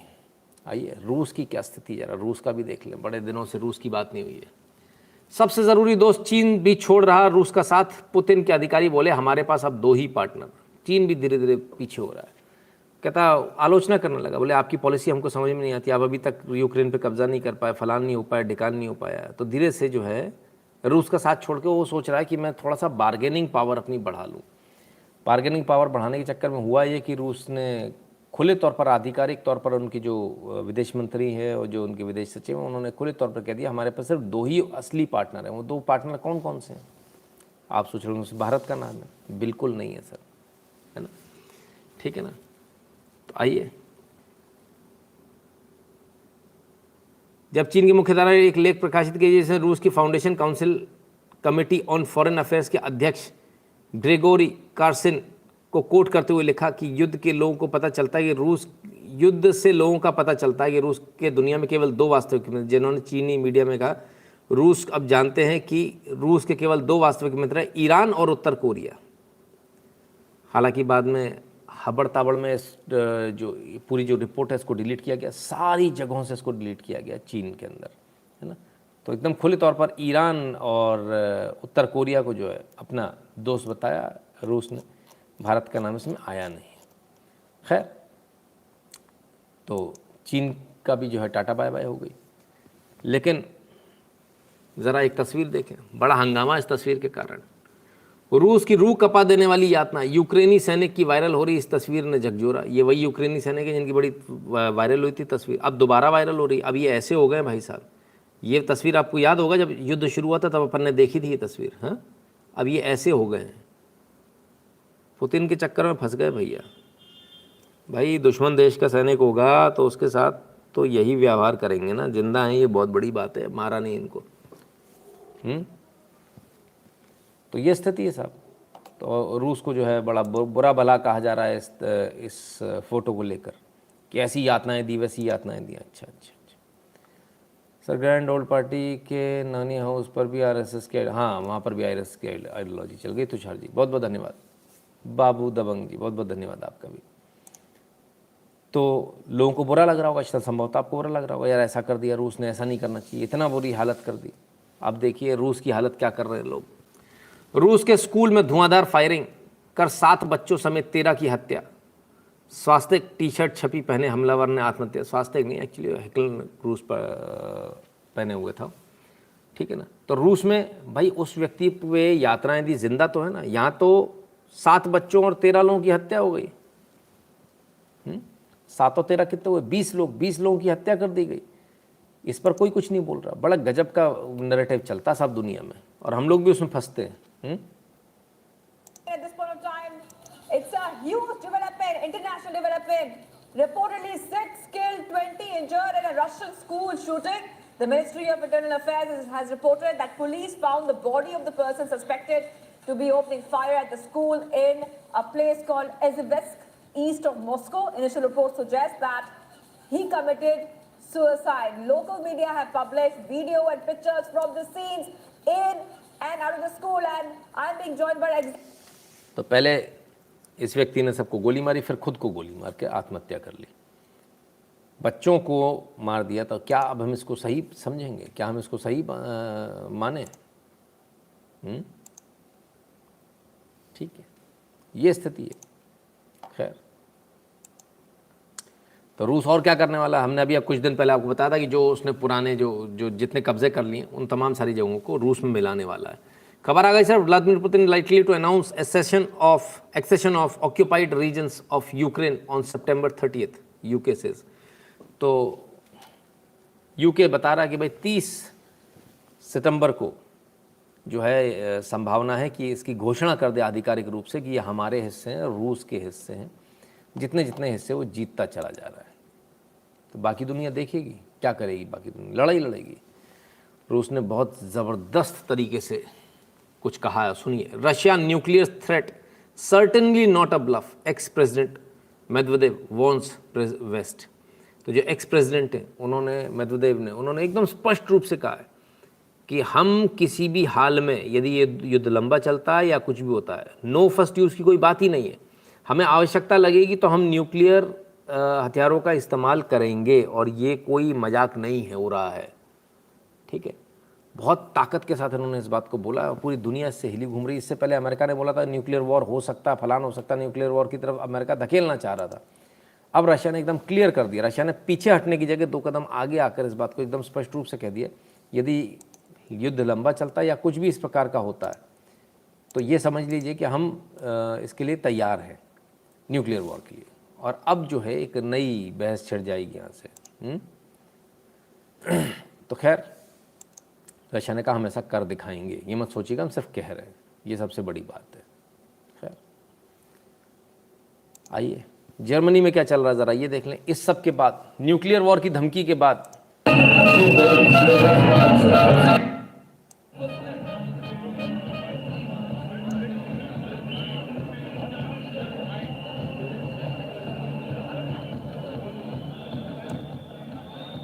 ये जर्मनी के लोग हैं साहब जो विद्रोह करने उतर आए हैं सड़क पर, और कहते हैं कि जो रशिया के ऊपर जो बैन लगाया, ये बैन तत्काल प्रभाव से हटाया जाए, क्योंकि अब गैस की और एनर्जी की बिल्स इतने ज़्यादा आने लगे। 50 पाउंड की जगह जो बिल्स जो हैं वो पहुंच गए साहब 1200 पाउंड पे। और अभी कहा जा रहा है कि जो 1200 पाउंड वाला बिल है वो बढ़कर 2000 हो जाएगा सर्दियों में। तो सारे लोग जो है पहुँच गए हैं, वो देख रहे हैं ना काला वाला झंडा ये लेकर, ठीक है ना, कि भाई रशिया के ऊपर जो बैन लगाया गया है वो बैन ख़त्म किया जाए, रशिया से जो सस्ती गैस है वो ली जाए, ताकि हमको थोड़ी राहत मिले। वहाँ के लोग ही विद्रोह पर उतर आए हैं, इस सब के बावजूद उतर आए हैं। सोचिए आप क्या स्थिति है। लेकिन भाई उनको समझ में नहीं आ रहा, क्या बोले। चलिए, आपको हमारा लाइव कैसा लगा? यदि आप हमारे लाइव देखते हैं, आपको हमारे लाइव पसंद आते हैं तो कृपया कर QR कोड को स्कैन करके सपोर्ट करना, कंट्रीब्यूट करना बिल्कुल ना भूलें। लाइव फ्री नहीं है, कृपया अपनी अपनी फीस बिल्कुल ध्यान से भर दीजिएगा। 8770720196 पर गूगल पे, पेटीएम, फ़ोनपे के माध्यम से, या फिर QR कोड स्कैन करके, या फिर n.shukla@bhim UPI एड्रेस है, इस पर जाकर। जो भारत के बाहर है वे patreon.com/नितिन शुक्ला पर जाकर और paypal.me/नितिन शुक्ला GWL पर जाकर सपोर्ट कर दें। ठीक है, सब लोग अपने अपने हिसाब से अपनी अपनी जगहों पर जहां उनको समझ में आता है वहां सपोर्ट कर दें, कंट्रीब्यूट कर दें, क्योंकि लाइव फ्री नहीं है। ठीक है, आइए आगे चलते हैं और ज़रा कुछ प्यारे प्यारे वीडियोस देख लें। इनको घूमने जाना है सब कार में, ज़रा सुनिए और शक्ल देखिएगा ध्यान से। हम नहीं, ये रॉकी है और सिम्बा है, इनको लेके जाओगे बालाजी कार से? नहीं, ये लोग नहीं जाओगे ना। माथे पे बल पड़ गए, कार में नहीं कार में लेके नहीं जाएंगे, टेंशन में आ गए भाई। बालाजी नहीं जाओगे ये लोग? नहीं, कार से ना। क्यों? कार से जा रहे हैं, कार से दोनों के प्राण निकल रहे हैं, मुझे नहीं ले जा रहे हैं। अरे ये घर पे रहेंगे। ये दोनों घर पे रहेंगे? हाँ। जाओगे बालाजी? नहीं। तुम जाओ, घर पे रहेंगे? हाँ। जाओगे बालाजी? रोना आ रहा है भाई। तुम जाओगे बालाजी? अरे अरे अरे भाई बात तो सुनो। कार्तिक को नहीं भेजा? नहीं, सिपा नहीं जाएगा। सिर्फ नहीं जाएगा। टेंशन में आ गए भाई, कार में मैं नहीं जाऊंगा। सिर्फ जाएगा। अच्छा बात सुनो, पहले बात कार जाएंगे हम। नहीं, ये रॉकी है और सिम्बा है, इनको लेके जाओगे माला जी कार से? नहीं ये लोग नहीं जाओगे ना। शक्ल देखिए कितने टेंशन में आ गया भाई, ये इतनी टेंशन। अरे राम राम, बड़ा अत्याचार हो रहा है इन बच्चों के साथ में भाई, बड़ा घोर अन्याय हो रहा है इनके साथ में। भयंकर टेंशन में आ गया बेचारा। कार से लोग जा रहे हैं, मुझे लेके नहीं जा रहे। पद्मा जी बहुत बहुत धन्यवाद। तो इतने टेंशन में आ गया बेचारा कि भाई मुझे लेके नहीं जाएंगे, सब लोग कार से जा रहे हैं। माथे पे बल पड़ गया भाई, भयंकर वाले, क्या बोले, बड़ी आफत है। और आइए साहब, जब शुरू पहली बार आप पाइप पकड़ते हो तब क्या होता है, इनसे मिलिए। अभी इन्होंने पिताजी की मदद कर रहे हैं, पाइप पकड़ा है भाई, लेजम पकड़ लिए। अब देखिए जरा आगे। हाँ हाँ चिल्ला लो, चलते संभलते बन नहीं रहा है। पाइप पकड़ने गए थे, गलती से पानी पकड़ लिया, जरा देखिए। ओ तेरे की, ओहो, पानी मुंह में चला गया। हैं, अरे रे रे, अरे पानी नहीं जाना चाहिए, पानी लगना नहीं चाहिए भाई। हाँ हाँ पे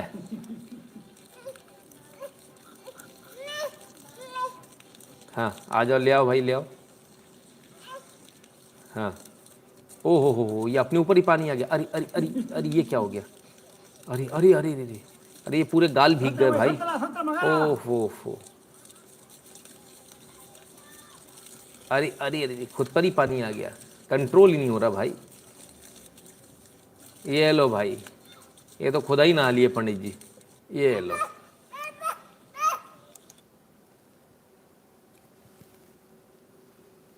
कंट्रोल ही नहीं हो पा रहा, क्या करें। अभी नया पाइप पकड़ना सीखा, पाइप लेके अभी भागे लेजम लेके। सीख जाएंगे तो सही हो जाएगा भाई सारा मामला। कमाल है, खुद ही भीग लिए और टेंशन में। कहाँ से पानी आ रहा है समझ में नहीं आ रहा, किधर से तो भी आ रहा है। ठीक है, खैर। तो मित्रों, ये था आज का लाइव। उम्मीद करते हैं आपने आज का लाइव एंजॉय किया होगा। उम्मीद करते हैं आपको आज इन्फॉर्मेशन भरपूर मिली होगी, और उम्मीद करते हैं कि आपको जो है इस लाइव से समय वसूल हुआ होगा, आपका पैसा वसूल हुआ होगा। कल फिर मिलेंगे बहुत सारी न्यूज़, बहुत सारे न्यूज़ के साथ। तब तक के लिए स्वस्थ रहिए, मस्त रहिए और अपना ख्याल रखिए। बहुत बहुत धन्यवाद।